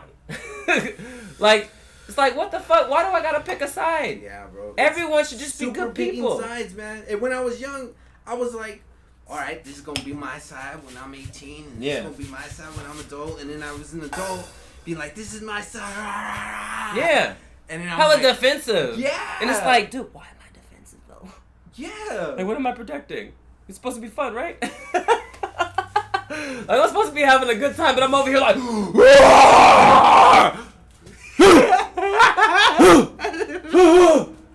get away from me! I'm the baddest motherfucker around here. I'm King Kong, nigga. Bro, yes. And it's like, but then at the end of the day, it's like, Yes. don't no one want to be around you now. Exactly. So now you're just like, oh shit, I can have fun. Oh shit, y'all come over here, let's have fun. I'm not gonna be mad no more. I'm not gonna be claiming my set. No, I'm just some bullshit. And all of a sudden, things change when you start to actually enjoy it instead of like being this super personality, typical personality, media personality, artistic personality, fucking sarcastic personality. Like, it doesn't matter. Like, everyone's like performing to some extent, and everyone like now that they've been isolated, it's like, yo, I'm actually crazy. Like, actors are not acting no more. Like, people are just like realizing, like, being alone with themselves, like, yo, we're all crazy. We're all the same. Like, we're not different. Like, everyone's crazy. Like, everyone be posting some wild shit now that they've been locked up for a year, quarantined for a year. No, shit ain't been working right for a year. Business has been slow for a year. Politics been fucked for a year. Actually, 4 years. And it's like, bro, like, we don't know up from down anymore. So it's like, now it's like, yo, this shit is like, we're living in the darkest timeline. Like, we're living in some kind of negative universe or something like that, where it's like, what the fuck? Clouds and just destruction. Yeah. But it's like the negative cloud is like the fucking the news, the public broadcast news, bro. Like, they spew all the hateful protests, this, that, someone dying, this, that, murders, this, that, blah, blah, blah. Like, what happened to motherfucking kittens being stuck in a tree? You know what I'm saying? Like, cute. What happened to like the world's biggest pie? You know what I'm saying? What happened to like the Guinness Book of World Records? Like news that's interesting but like still kind of wholesome. Like not all hateful bullshit that's happening around the world every single second. Because that's all the news does is they play all the hateful shit that's going to get headlines. Because they need headlines to survive now. Because the internet news is killing them. YouTube's killing them. Twitter's killing them. We're killing them. Everyone's killing them. The killing news them. is useless, bro. Like the news is going to lie to you as long as you watch it. Yeah. But the only people who are watching it are people who can't leave home. They have public TV, free TV. You ain't got to pay for cable to watch the news. Leave it on channel 2, 3, 4, 5, 6, or 7. You can watch any news. You can watch any programming that they have, but it's like you don't have control of the programming, so you're going to get advertised to for fucking 30 minutes and have 5 minutes of a show. It's like sacrificing the connection that we make. Yep. For a connection with like a TV that has to do with a company, that has to do with controlling a group of people. Yep. At the end of the day. It's like natural connection or your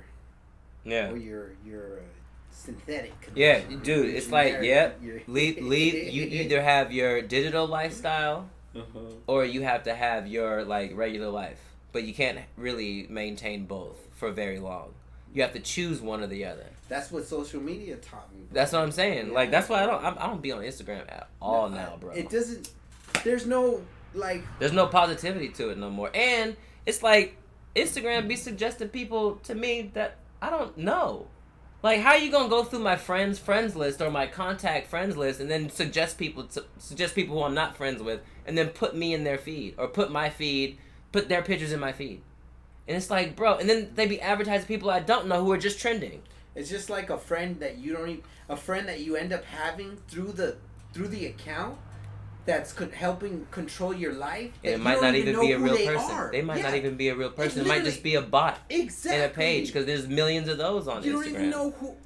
You could think it's probably just that new fucking whatever Elon Musk, whatever he sold to Microsoft, that AI chatbot. It's like whatever that is like running shit now. Like now, sometimes YouTube comments don't even be YouTube comments. It's just people's chatbots trying to generate a like attention grabbing chat. When I was learning too about like how the different YouTubers did it, they hired chatbots to do that work for them. They hire chatbots, bro, but they also hire commenters too. Yeah. They hire people from like India to comment on shit. And they make it look like a whole. They make it look like everyone's talking about you. So then you're trending now. Like if you get like I think it's if you get a certain amount of likes, you're trending. Like if you get over like something thousand, I think it's like 50,000 likes. And that's that algorithm. And dude, people are trying to play it though. Like people are playing the algorithm, but YouTube doesn't manage that because it's like they can't easily recognize it because companies are controlling the process in the production of said videos. Dude, man. Dude, it's crazy because it's like, what is real? Like even the things that because I was telling you the mukbangers, mukbangers, the people who are eating online. Yeah. Like people are getting mad at Korean mukbangers because they were advertising in their videos and no one knew it. But then all of a sudden, people are buying hella salmon from this company. People are buying hella shit from this company. But it's like you see the person opening the salmon, like I bought a salmon from this. You think they bought it, but they didn't. That's just the company giving them free shit so they can make a free advertising video. So it's like it gets you hungry because they're eating. Bro, you know what it's making me realize too when you brought that concept? It made me because I thought about the channels I liked when I was all about DirecTV. When I was really into TV before the internet really took my like, oh, this is where my focus and attention of watching videos goes to. Yeah. It was TV. I was watching TV and I loved things where I learned. So what did I like? National Geographic, Discovery Channel. Yeah. And then I thought, were they showing animals? And I was thinking, calling it Discovery. I was like. Then I'm thinking of the word dis. Then I'm thinking dis, right? Then I'll cover. I was like cover. I was like, who discovered things? Christopher Columbus. All these people. I was like, so then I'm thinking, since DirecTV, every channel I flipped on was a different commercial channel. Yeah. Every channel, every show. Yep. There wasn't something that wasn't being sold to me. There was never a channel, and the only thing that was public access. Yeah, That's the only thing that had pure programming, no commercials. And if any commercial was just advertisement for the person who had to show their products. I'm just like, what the fuck? Because I used to watch Discovery Channel 2, and I used to watch something even older than that called Marty Stauffer's Wild America on PBS. It came on Channel 9 up in the Bay. Or Channel 8, I think. I think 8 was PBS back then, not Channel 9. So because I was in kindergarten, I was the youngest boy in my family. So I sometimes wouldn't go to school until like noon, or I would get out of school at noon. So I would be home for 2 hours before we had to go pick up my brothers. Because they're 5 and 6 years older than me, so they're in like elementary schools. They get off at like 3 or something, but I get out at noon. So it's like I'm home first. I'd be watching National Geographic and stuff, but then all of a sudden, or Marty Stauffer's Wild America, no commercials. I'll watch National Geographic.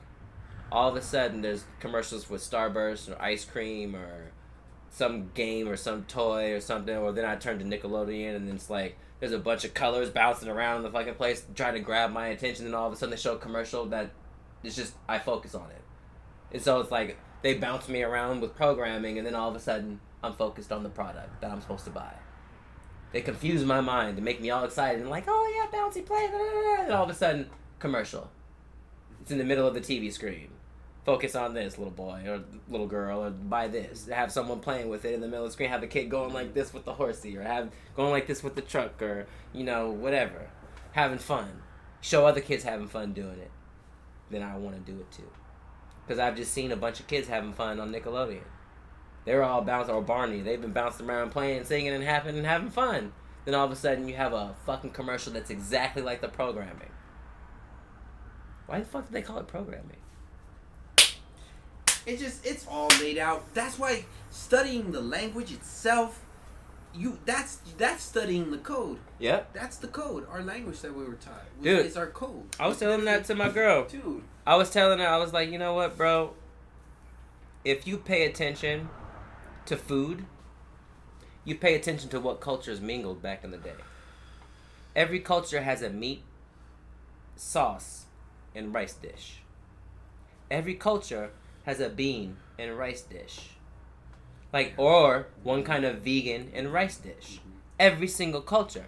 But then look at the cultures that are similar. You have Indian food, like curry, a meat and sauce and rice.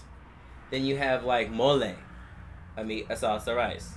Then you have African dishes when they serve like oxtail and stuff like that. It's a meat, a sauce, and a rice. And then you have the Asian cultures with a meat, a sauce, and a rice. But sometimes it might be fried. You know what I'm saying? Because Asian cuisine is kind of, to me, it's far superior than everyone's. Like any cuisine. They've done things for so long that some recipes are just like, dude, you can't change chow mein and make it better. You just can't ever do it. You can't make fried rice better. You know what I'm saying? You can't turn orange chicken better. Like they've had these recipes for like 4,000 years, bro. You can't change them. You know what I'm saying? Just like pozole, just like mole. You've had these recipes for too long for them to change for the better or worse. That's the way you make it, or that's the way it's not mole. You know what I'm saying? So it's like, if you follow the food though, you'll know what cultures mingled back in the day. What do Germans eat? Cheese soup. Fucking like sausages. Sausages. In the French, what they eat? Cheese and bread for breakfast, or they put the bread and mix it with milk and make a cereal out of just bread. And it's like the things that they eat are mostly dairy based. You know what I'm saying? And they're the ones who can digest it. Digest it the easiest. I've seen motherfuckers drink 3 glasses of milk in a row, not have no stomach problems. Give me a half a glass. Give me a fourth of a glass of milk, and you'll never see me all day. I'll be in the bathroom, camped on it all day. I'll have a phone, a charger, and a computer because I'm not leaving the bathroom because I don't know when I'm going to explode. And my stomach hurts all day. All day, bro. Oh, man. So it's like, but then you think about, like, on top of following the food and seeing how the cultures mingled, and then you see how every culture responds to white culture differently. You know what I'm saying? Like, with sharing, it's like there's always a beginning where there's a sharing, but then there's the white people take over. You know what I'm saying? There's always like an empire. Yeah, behind it with a different understanding. Exactly. Like it was always a and then the food changes. And then the food changes. And then the food changes because look at curry. curry or tikka masala specifically. Yeah. Tikka masala you never added cream to it, because in Indian culture, the cow is sacred. You can drink the milk, but it was only like at the sacred points where someone had already milked the cow, and then it's like wherever the the statue is, then you take the milk and you just take a handful and then you go on about your days. Like, you're not drinking it all day though. You know what I'm saying? It's like they worship the cow. They didn't believe in taking anything from it without a practice behind it. So then when India and Europe started doing that thing where it was like Europe was exploring a lot of India, they took the tikka masala and they added cream to the tomato sauce. And then that's why tikka masala has cream in it now. Because the Europeans like started selling it everywhere else. And their own style of it. And now the original style... That's like Taco Bell. Exactly. Yeah. The original style is not the same no more. Because originally, tikka masala had no cream. It was originally tandoori chicken in a tomato-based sauce. There was never any cream to it. But then they added cream and turmeric and all this other stuff in the marination process. And it was like, dude, the Europeans took someone's food and changed it. Now everyone thinks tikka masala, that's Indian food. But it's not. It's Indian food with a European twist.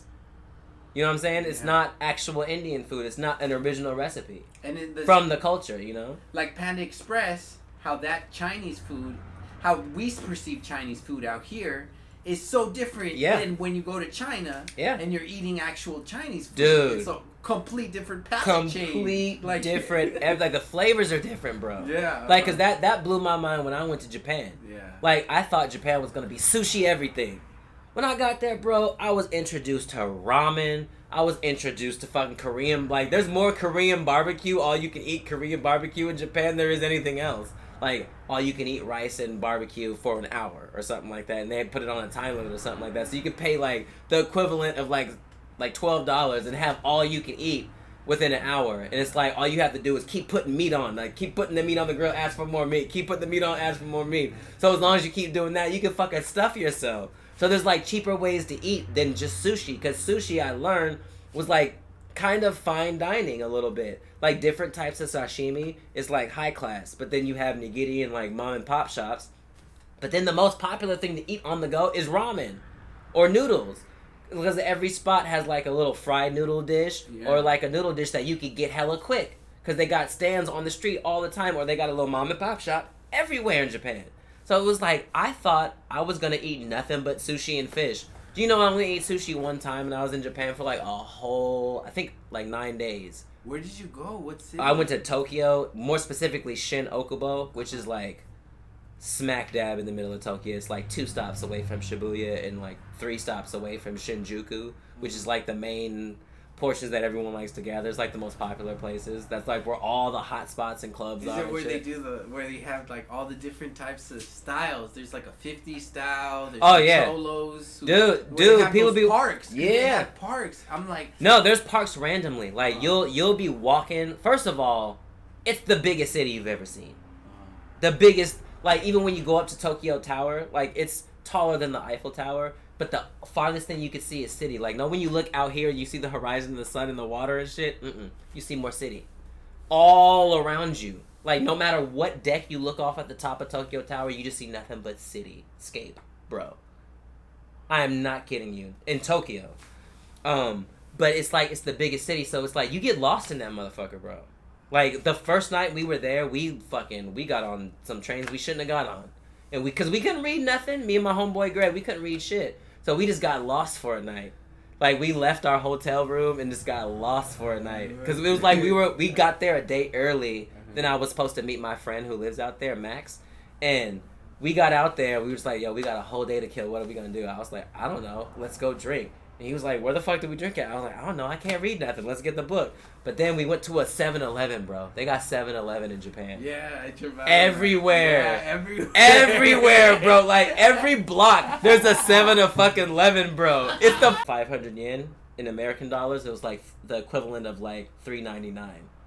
I was like, yo, we're about to buy a whole bottle of soju for $3.99. I was like, let's get 2 of them motherfuckers and let's just walk around. So we got shit-faced, bro. I got so shit-faced that I start speaking the most like rude Japanese ever by not saying sumimasen, by not saying desu ka, by not saying kudasai. Like I start speaking to everyone rudely, then people start speaking English to me, bro. So I can't explain this. I don't know if I got so drunk that I started understanding more Japanese, or I don't know if I got so drunk that everyone spoke English. But then the next day, I learned that most Japanese people speak English. That I didn't even have to learn Japanese to go there. Outside of America, everyone speaks everything, bro. Like outside of America, you learn several languages like it's the norm. Like yeah, 3 languages. Because the way Europe is built, it's like you gotta know French, you gotta know German, you gotta know a little bit of Italian, you gotta know a little bit of Spanish. Like you gotta know a little bit of everything. Because if you're gonna travel around, everything's so close. Boom. So it's like it's natural to pick up a little bit of everything, but out here it's awkward to know Spanish. Yeah. Like people can't even say like, yo me voy afuera por un momento. Like people can't even say that. And it's like, yo, learning Spanish is not easy, but if you're paying attention to Spanish, you'll pick it up. Easy, but most people don't even pick it up. They think it's like an extra skill or something. I'm like, yo, this is a whole culture, bro. Like, don't disrespect the culture by saying that it's hard to learn it. Like, you telling me that their life was hard and that yours wasn't? Like, you're gonna give up? Like, when you can talk to, like, more people? Like, come on. Like, people have so many excuses not to learn other languages, but it's like, in other countries, it's normal. Yeah, bro. Do you know I was talking to my friend's girlfriend, and she was speaking perfect, like, better English than me. Like, she was almost speaking the Queen's English, like, from London. It's impressive. Dude, they speak Spanish, too, out there. Yeah, bro, it's... Do you know this girl that I hooked up with out there? She was, like, this French girl. And she spoke Japanese, French, and Portuguese. But the reason why she spoke Portuguese was because she was like a teacher out there. Because like the army kids that come from Brazil, some of them are like, they're born to mothers in Japan, and it's like they don't speak Japanese.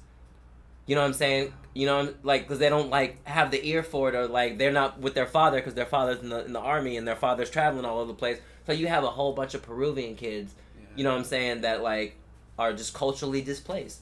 But it's like because of that, and because of how many people from Spain were coming over and doing business with Japanese businessmen, especially when it came to technology, motherfuckers started speaking Spanish like instantly. Like my friend, he didn't speak Spanish when he was going to school out here in Albany or like up in the Bay, but he went out there, and after 1 year, he was speaking perfect Spanish. And he was like, dude, he's like, I speak more Spanish than I do Japanese, honestly. Because he's in production too. So it's like everyone's working and shit like that. So it's like when he talks to everyone, he talks to them in Spanish. But when he talks to his bosses, this is Japanese. Trip out. I'm tripping out. Trip out. That shit's a mind-opening. Trip out, dude. Like everywhere is different, but it's like other countries, they're like their leaders don't lie to them. So it's like everyone kind of has a grip on what they're supposed to do as a community. There's less, I think, craziness, maybe. There's honestly, I mean, maybe not less, but like there's other things. Just a different understanding of community. Yeah. In general. But community in Japan is solid, bro. I went out there when we took from Tokyo. We took the bus to Osaka because we wanted to visit Osaka Castle and see like the battle of like Nobunaga and all that shit back in like the Edo period. Like we were hella juiced to see the castle. But when we got to Osaka and it was like it was different. It was like,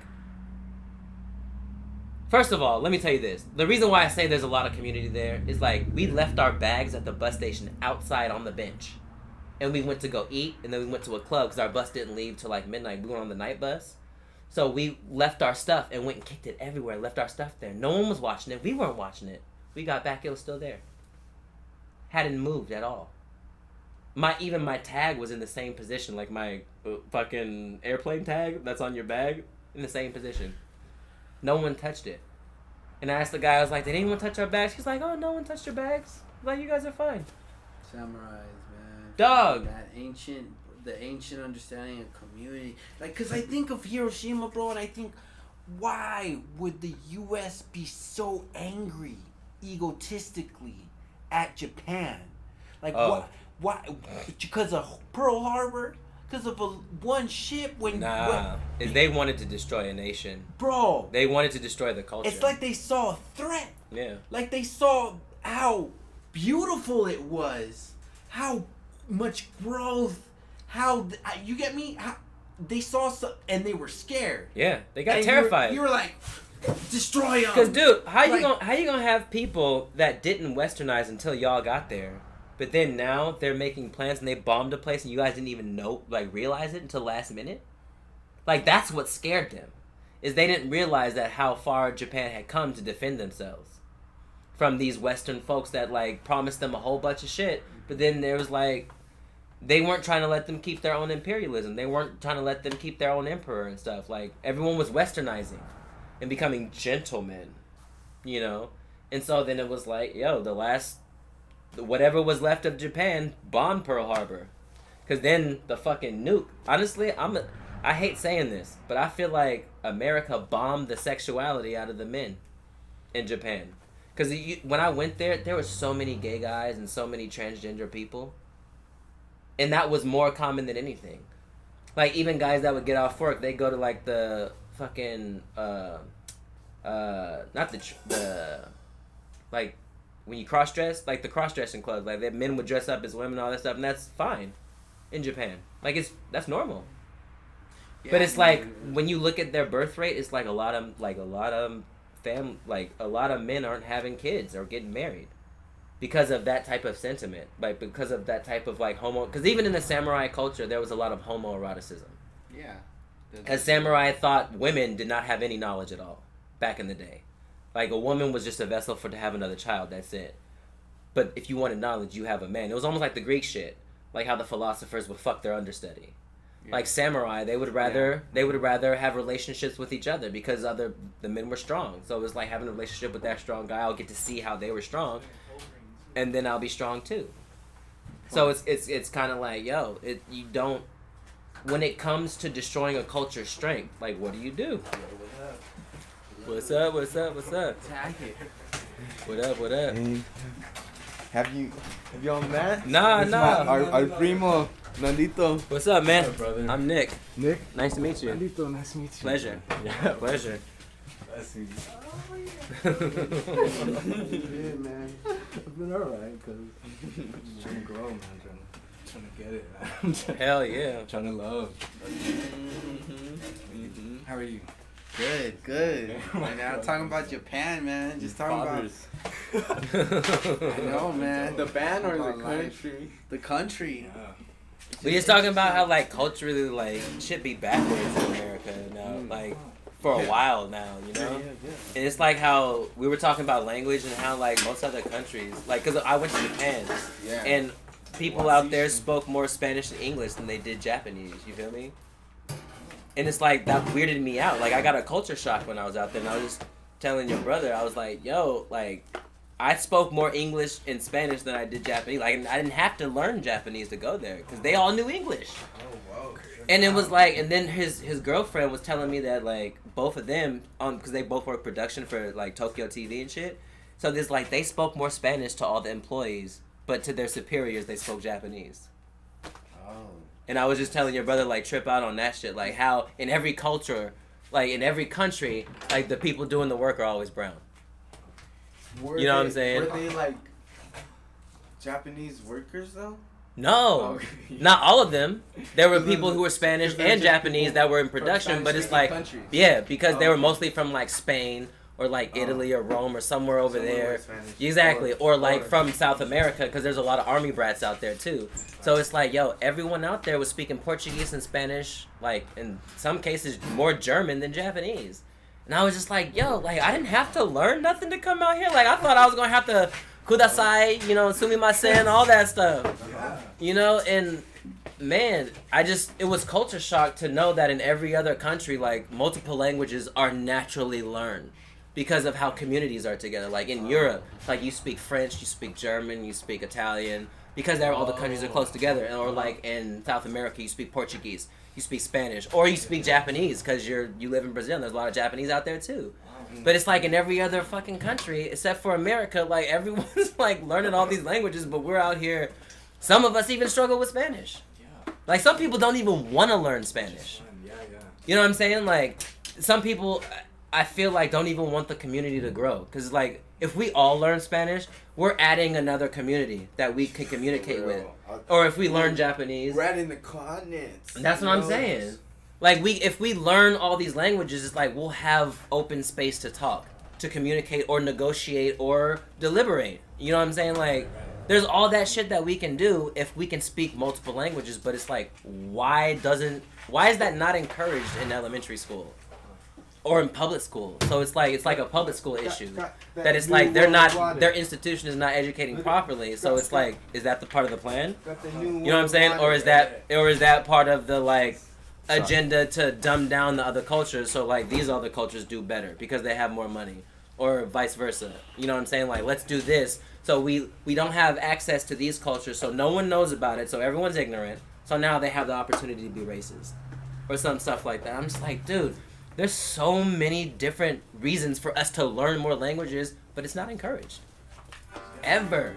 I hate that. Only in few places. Yeah. Because my charter school, they were teaching us Chinese. Oh, that's word up, because my school did not teach that. And they were teaching us, because what they would always say was, next to English, Chinese is the next global language.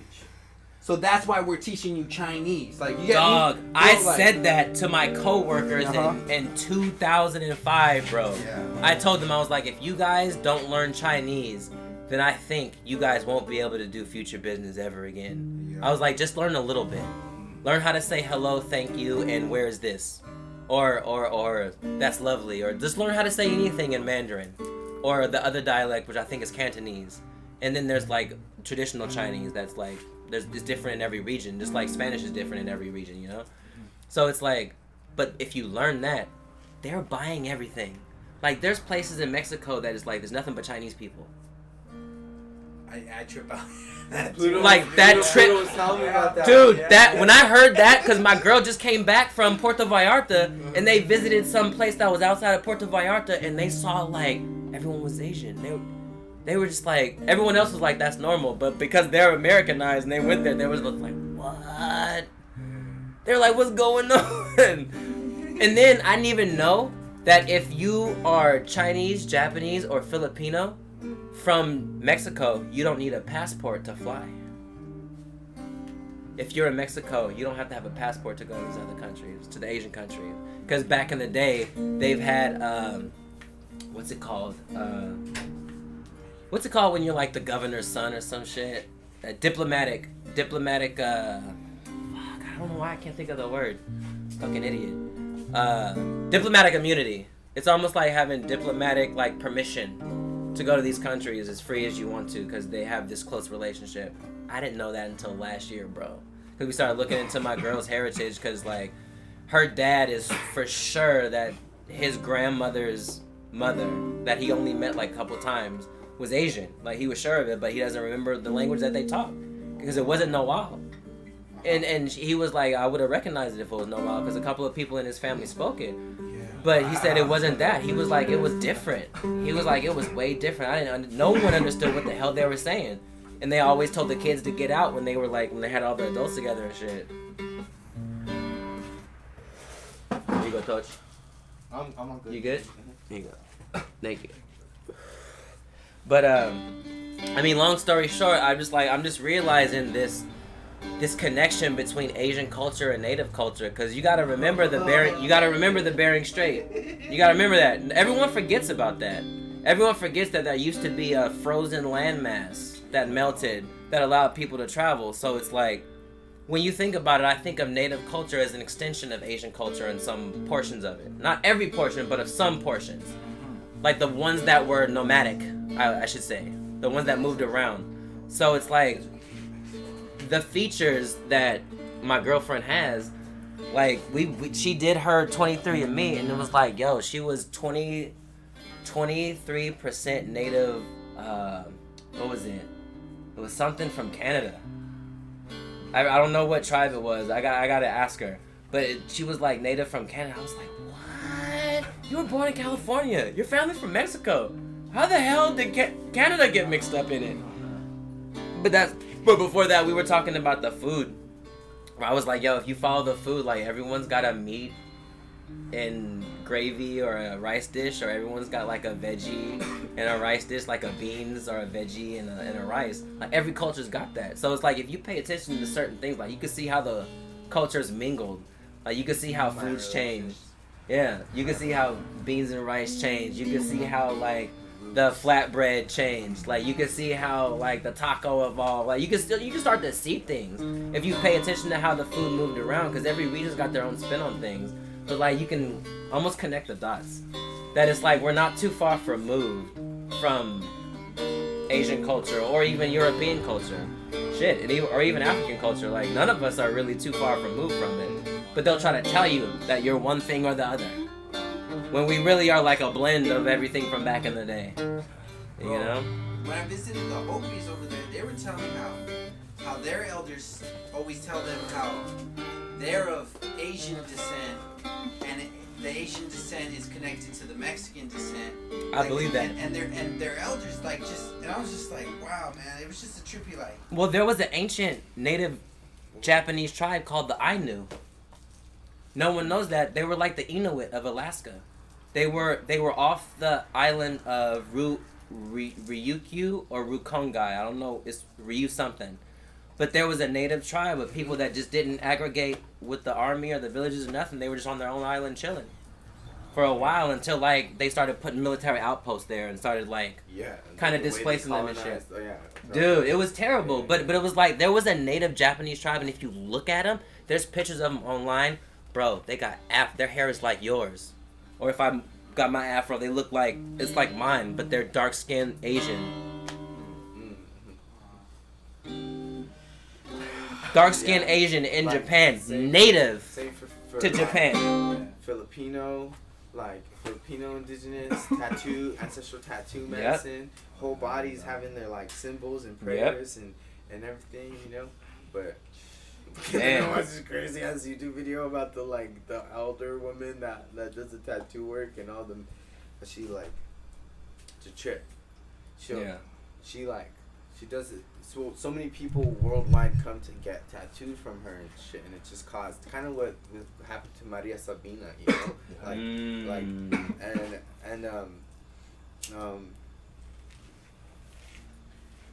fuck.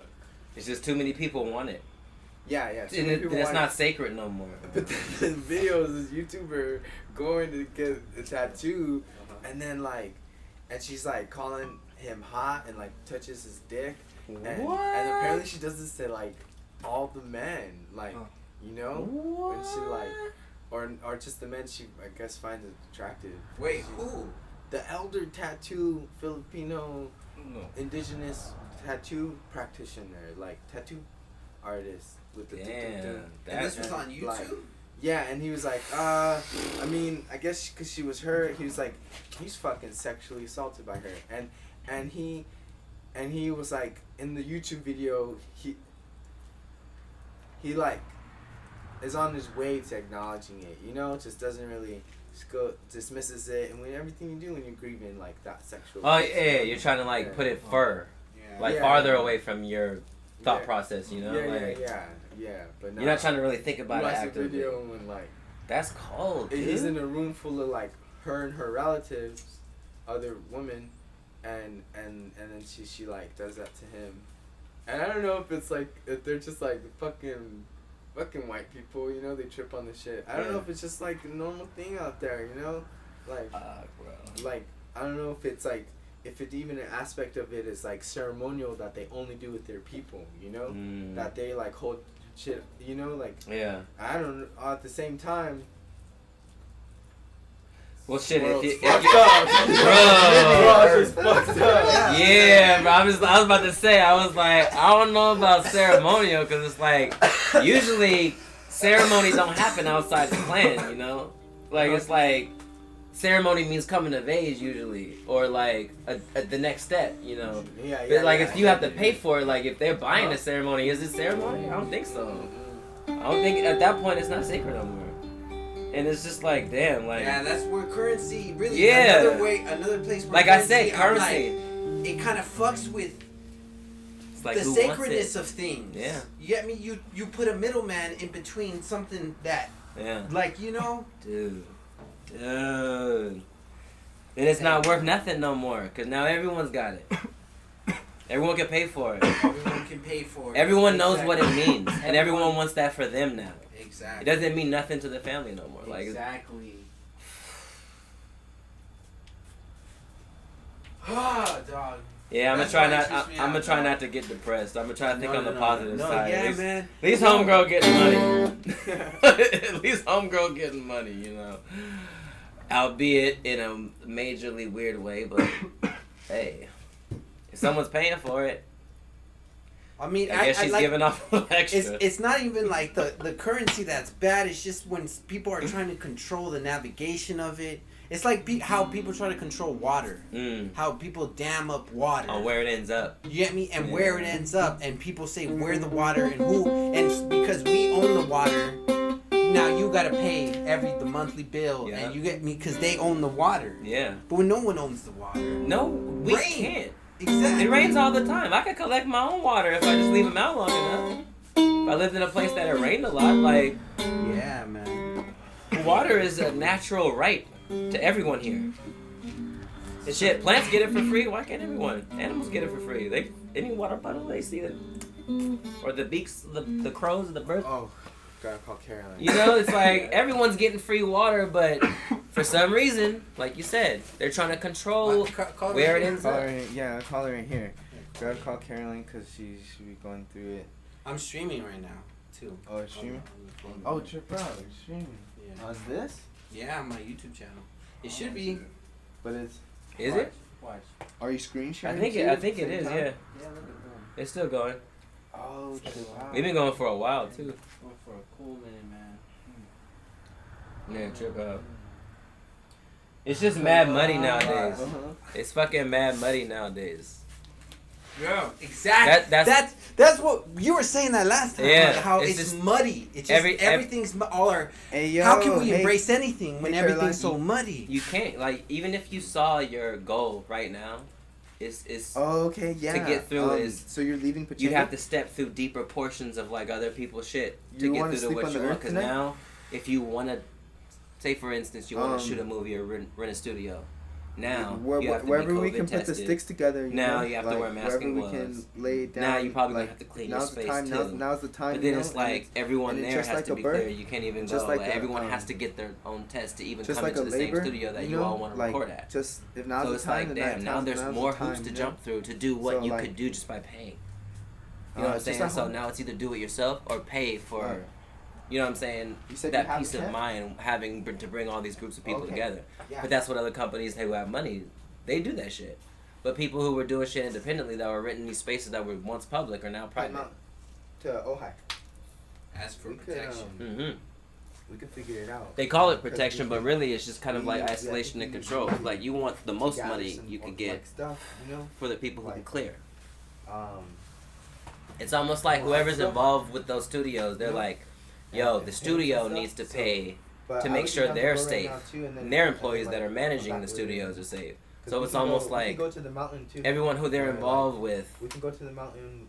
not over gets a where cut, they're at. but has to you know, play ball with all the companies that want to use the same space. I don't know if that makes sense. No, sorry. Caroline, let's Kinda high, let's I'm go. kinda I'm drunk. down. Yeah, Like, I'm I'm trying down. to Go, follow. No, we can go to the ocean. But it's like It's controlling energy. Exactly. Because currency is It's literally it's a currency. now there's more It's middlemen. energy. Yeah, That's what I'll say. exactly. Now there's more Exactly. middlemen Like, for the too process. Many middlemen There's is too the many now. problem. Yeah. Everyone's trying to get a cut for nothing. That's the thing. That's where all these middlemen are jumping up. Because it's like now you can manage shit online. When before it's like you had to be in the office, but now it's like, oh, I'm just online. I don't have to leave. I don't have to do nothing. But then you managing like, I don't know, some Amazon drivers or something. But you're the boss, so you don't actually have to drive. You're just managing those fools and making sure they're doing what they're supposed to do. And that's your job. Yeah. But it's like you don't have to leave home to do that. Not every day. Maybe once a week you got to go and drive with each one. But it's like, it's all a form of control. It's all a form of how they get to order it. Like I told you with Amazon. Now they can deliver pharmaceuticals. It's over.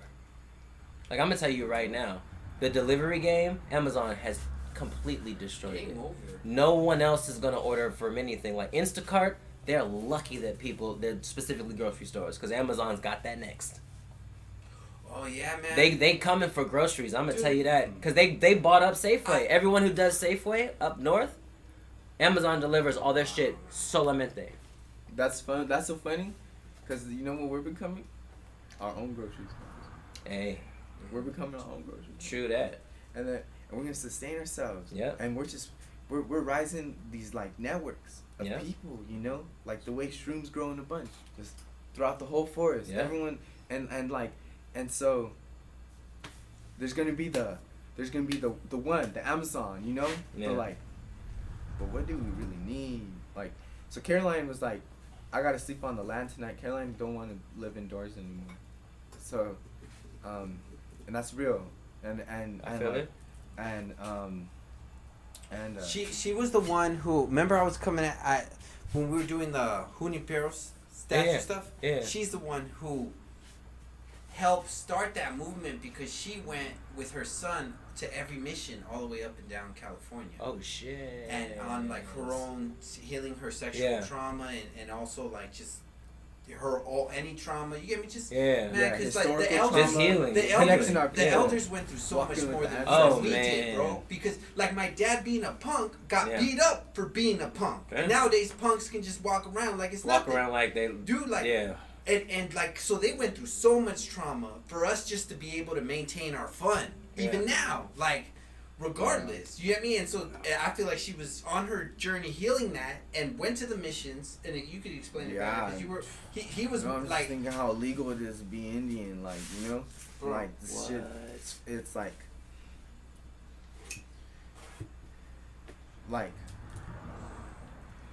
even with this, just like and I'm thinking about the uprisings. I'm thinking about worldwide, all those statues falling down, you know, all those like but yeah, like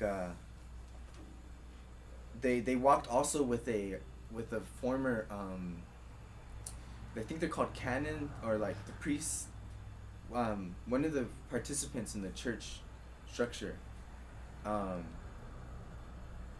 ex-one who like, you know, is decolonizing their like understanding of like what they did, you know. So, and they connected with Native nations like at every mission.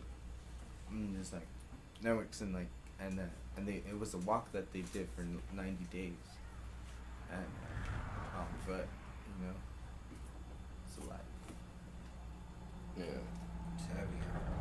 And that Caroline says it just happened, like it just happened, like it happened. Yeah. On her healing journey, They went with it. and her Dog. and then it spot, and then when she came back, that energy, and then everyone's like, let's take down these statues. Yeah. And so then they take it down in LA, they take it down over here. No, I remember. I was there. and I was there when they pulled that shit out. I was like, dude, I was like, why y'all trying to arrest these fools just because they putting red on the fucking statue? Dude. It's gonna rinse off. dude. Like, they ain't even using acrylic paint. They're using tempera paint just to make a message. And, like, you know what I'm saying? Protest. Because Christopher Columbus didn't even fucking land in fucking California. Why the fuck we got a statue of Christopher Columbus when Plymouth Rock is in the east? Exactly. He had nothing to do with California. Exactly. Why the fuck is there a statue over here? Because he conquered something. and that was their walk for their ancestors. Yeah. That's what they walked across the Dude. fucking world That's what's up. on their missionary shit. I'm glad I know that now. Bro, like, It means so much more that, like, when she came back, that's how, like, that energy, that's what made that shit happen. Because I was there for the powwows for both previous years, and they were talking about it. And, dude, I'm going to tell you this, right? I don't know if I'm a fully, like, spiritual person, but some strange things happen to me that I recognize as spiritual things that happen that only I can see, and I try to show them to people, but they just don't see the same thing that I see. The powwow that you were there, remember when that fight broke out in the corner where the dumpster was, and then the security came and, like, tried to, like, hem up dude, and you were smoking with him? I was there. I didn't know you then, but I was there. The beginning of that opening, when they opened the arena, the eagle, the hawk. you saw it, dude. It didn't go away. It didn't leave. It started with the fucking prayer, bro, and it didn't leave. until after the what they call it when they do the drum circle. The way. Yeah. I didn't leave till after the way. And I was just like, I was sitting there like, the whole time I'm just like, do y'all know what you're fucking seeing? Like, you have no idea what's happening right now with people just walking around buying stuff, which I'm, I ain't tripping off of, like, because everyone's got to make their money, they're eating and everyone. But I'm just like, I'm staring at the sky. Someone's taking the shit somewhere. That's what I'm saying. Like, in the corner, someone's like throwing up. Like, someone's trying to sneak in and not pay for shit. Like, trying to eat for free. Like, there's like transients running around. But it's like the whole time, in both years the eagle was there. In both years, the elder was getting through everything, like all of the happenings within the tribe and everything. And after he always recognized the eagle, he was like, Brother Eagle is here watching us, sanctifying us right now. Like, I feel like no one caught it. Like, every time I caught it, like, I was already recognized the eagle. I was like, that's what he's... Thank God someone's, like, noticing this happening. Because I'm like, I'm thinking it's just for me. But I'm not thinking of what the eagle represents. I'm thinking of, like, yo, it's a protector. Yeah. It's protecting what's happening here because so many people are trying to attack it.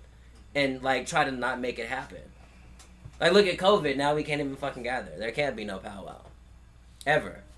You know what I'm saying? There can't be ceremony publicly in a city space. That's what the argument is. Yeah. In the U.S. right now, too. Like, that's what I'm saying, because it's religion. Restaurants hear people, oh, freaking natives, they're still having their ceremony. I was like, whoa, man. Dude. Like, that's the issue right now. Like, yeah. Because you can't believe it. It's a trip, man. Dude, like, and that day, too, was so just powerful in so many different ways. Dude. I don't know what that day was. That day was a trip to me because I didn't leave. Man. Like, even when the everything was over, I was still there with production. I'm just sitting there like I didn't. That's the one day because I usually work like 18-hour shifts. Like, I start like at 10 and I end at like midnight or 2 a.m. because I gotta wait for production to clear all their vehicles and shit in the park. Dude, I didn't drink no coffee, didn't drink no Red Bull. I'm just sitting there tripping out on everything that happened. I'm just like, dude, I was blessed with so many things. Like, someone gave me something for free. I gave it to my girl. It was like a necklace. And they were like, dude was like, you look like you can use this. And I was like, dude, right on. I was like, dude, I don't have any cash to pay you for it though. He was like, don't worry about it. I make those. He was like, don't worry about it. He was like, I make them. So I was like, dude, right on. I was like, man, I don't got nothing like that I could offer, but like, you can like sell all your shit in here if you want to, bro. Like, I'll set you up a chair and shit. I was like, you may not have been on the schedule or nothing, but if you got shit to sell, like, fucking just sit here with a sign. Go ahead. Act like you're part of like the whole thing. I was like, dude, go ahead. Cause the necklace was so dope, and I was like, dude, he didn't have to do that, and he didn't do it because he wanted to sell nothing. He was just walking through. He didn't even stay. Like, I think he was talking to someone, and he was about to sit down, but then he like went and got something to eat and left. And I was like, dude, he just came here to give me that. Like, that's crazy. Then the eagle, and I'm thinking what the eagle represented about protection of the land and consecration and what that really meant, and how like this land is poisoned because of what they've done to it. Like, nothing has a remnant of like protection, kind of, because of what we do as like society and government to the land. Like, we fill it with so much negativity. So many negative things have happened in so many different fucking places. And that's the thing, that it's like, it's almost like it's a curse or a spell or like an energy that they won't block. That's why I fucking love the eagle coming to every powwow. And it's happened only twice in a row. I was waiting for the third time though. I was like, dude, third time, it's the Holy Trinity. Like, that's permanent protection for everything. Like, I was just thinking about the whole fucking, man, I fucking let this go out. Dude, oh, here. I got one. Life is ceremony. Life is ceremony. It's a trip, man. Dude, you're right about that. Life is ceremony. Constantly. Because I connected with this homeless man who had thug life tatted on his chest, on his like paw, bro. Yeah. And then he had a Mason tat, right? Yeah. And I connected, and we were having such a positive connection because I was so like intrigued. I was like, what do you? And he was like, yeah, man, I did it with the Masons, and he was just telling me his story. Yeah. And then going in there, that's when all like we get hit with like this negativity, and then like he's like, just keep walking, man, just. Yeah, and security rolled up. Yeah, then security. I remember. And I thought all those junior sheriffs had guns. I thought they had loaded, and you told me they weren't even loaded. No gun was loaded. All that pressure was just in my mind, all in my head. It was all in my head. That's why I'm like, it's and all I a power freaked trip. out. It's a power trip. Exactly. It's a fucking power trip. Because you, like I said, because when we talked about it the first time, I told you, I was like, dude, them guns ain't loaded. They can't even use them if they are loaded. Oh. Yeah, bro. You know what I'm saying? Like, they can't pull out a gun. Like, they'll get in trouble. Like, even though they're security, if they pull out a gun and shoot someone, they will get in trouble and fired. I guarantee that. I guarantee it. They've told me. So it's like, them threatening you and everything, it's like they can't do shit.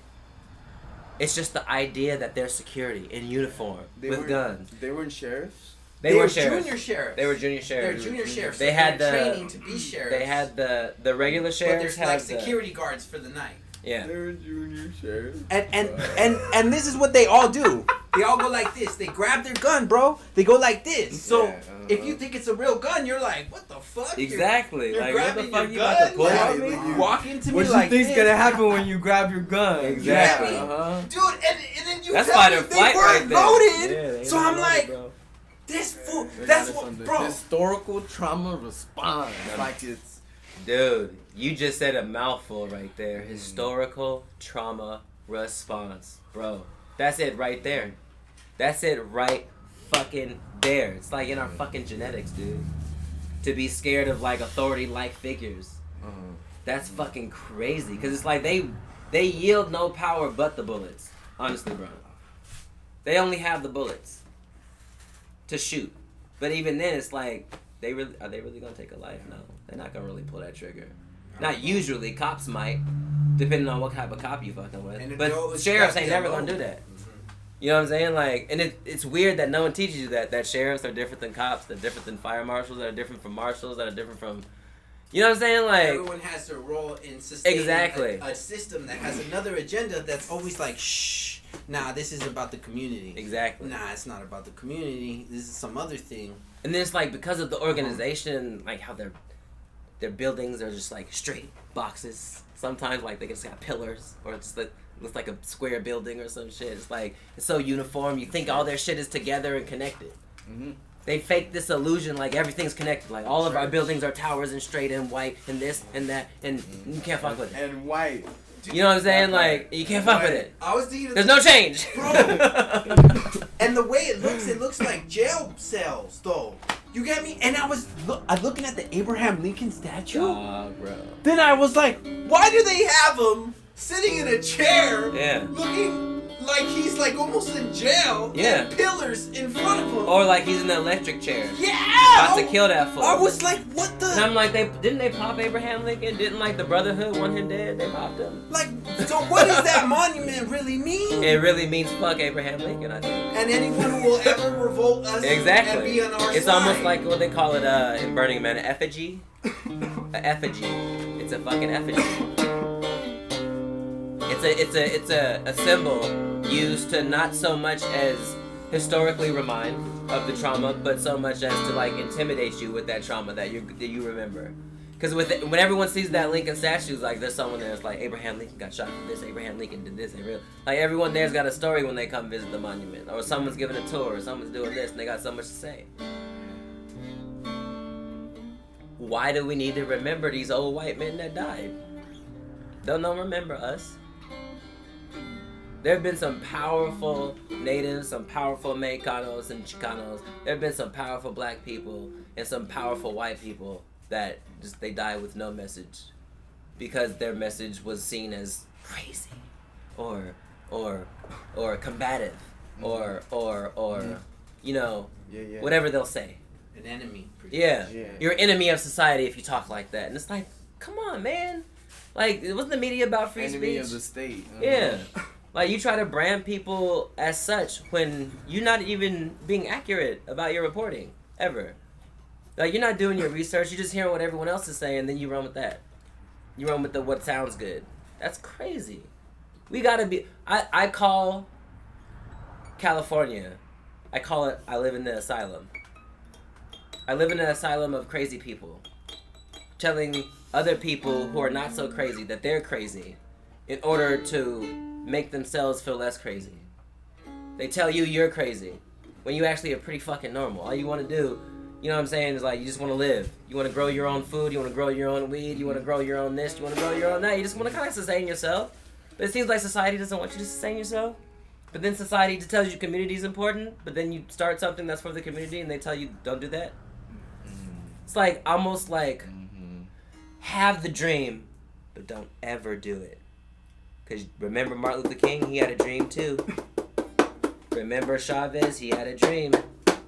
Remember Malcolm X, he had a dream. Remember, what's his name?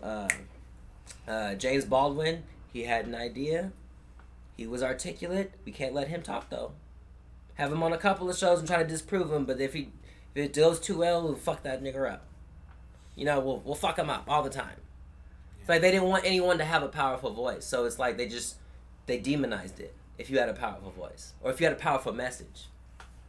You know what I'm saying? Like I remember the newscast after, it was like 1992. I don't know whose award was it, but a Native woman got up and didn't accept an award for something. I forget what her name is. Oh, was it the Oscars? Yeah. And pulled up there for Martin Scorsese. Yes. Yeah. For The Godfather. Yeah. For the dude who played The Godfather. And she didn't accept the award in his name. In his honor. In his honor. For Marlon Brando. And I was just like, damn. I was like, that was more of a statement to me at the time that I saw that than it is now. Because it was like, damn, we had people that were willing to be like, yo, I'm not going to stand for this type of behavior. We're not going to do that. We're not. We don't accept this award. This is bullshit. But they demonized her. They talked so much shit about her on the news. Talking about she interrupted, she did this, she did that. Malinche.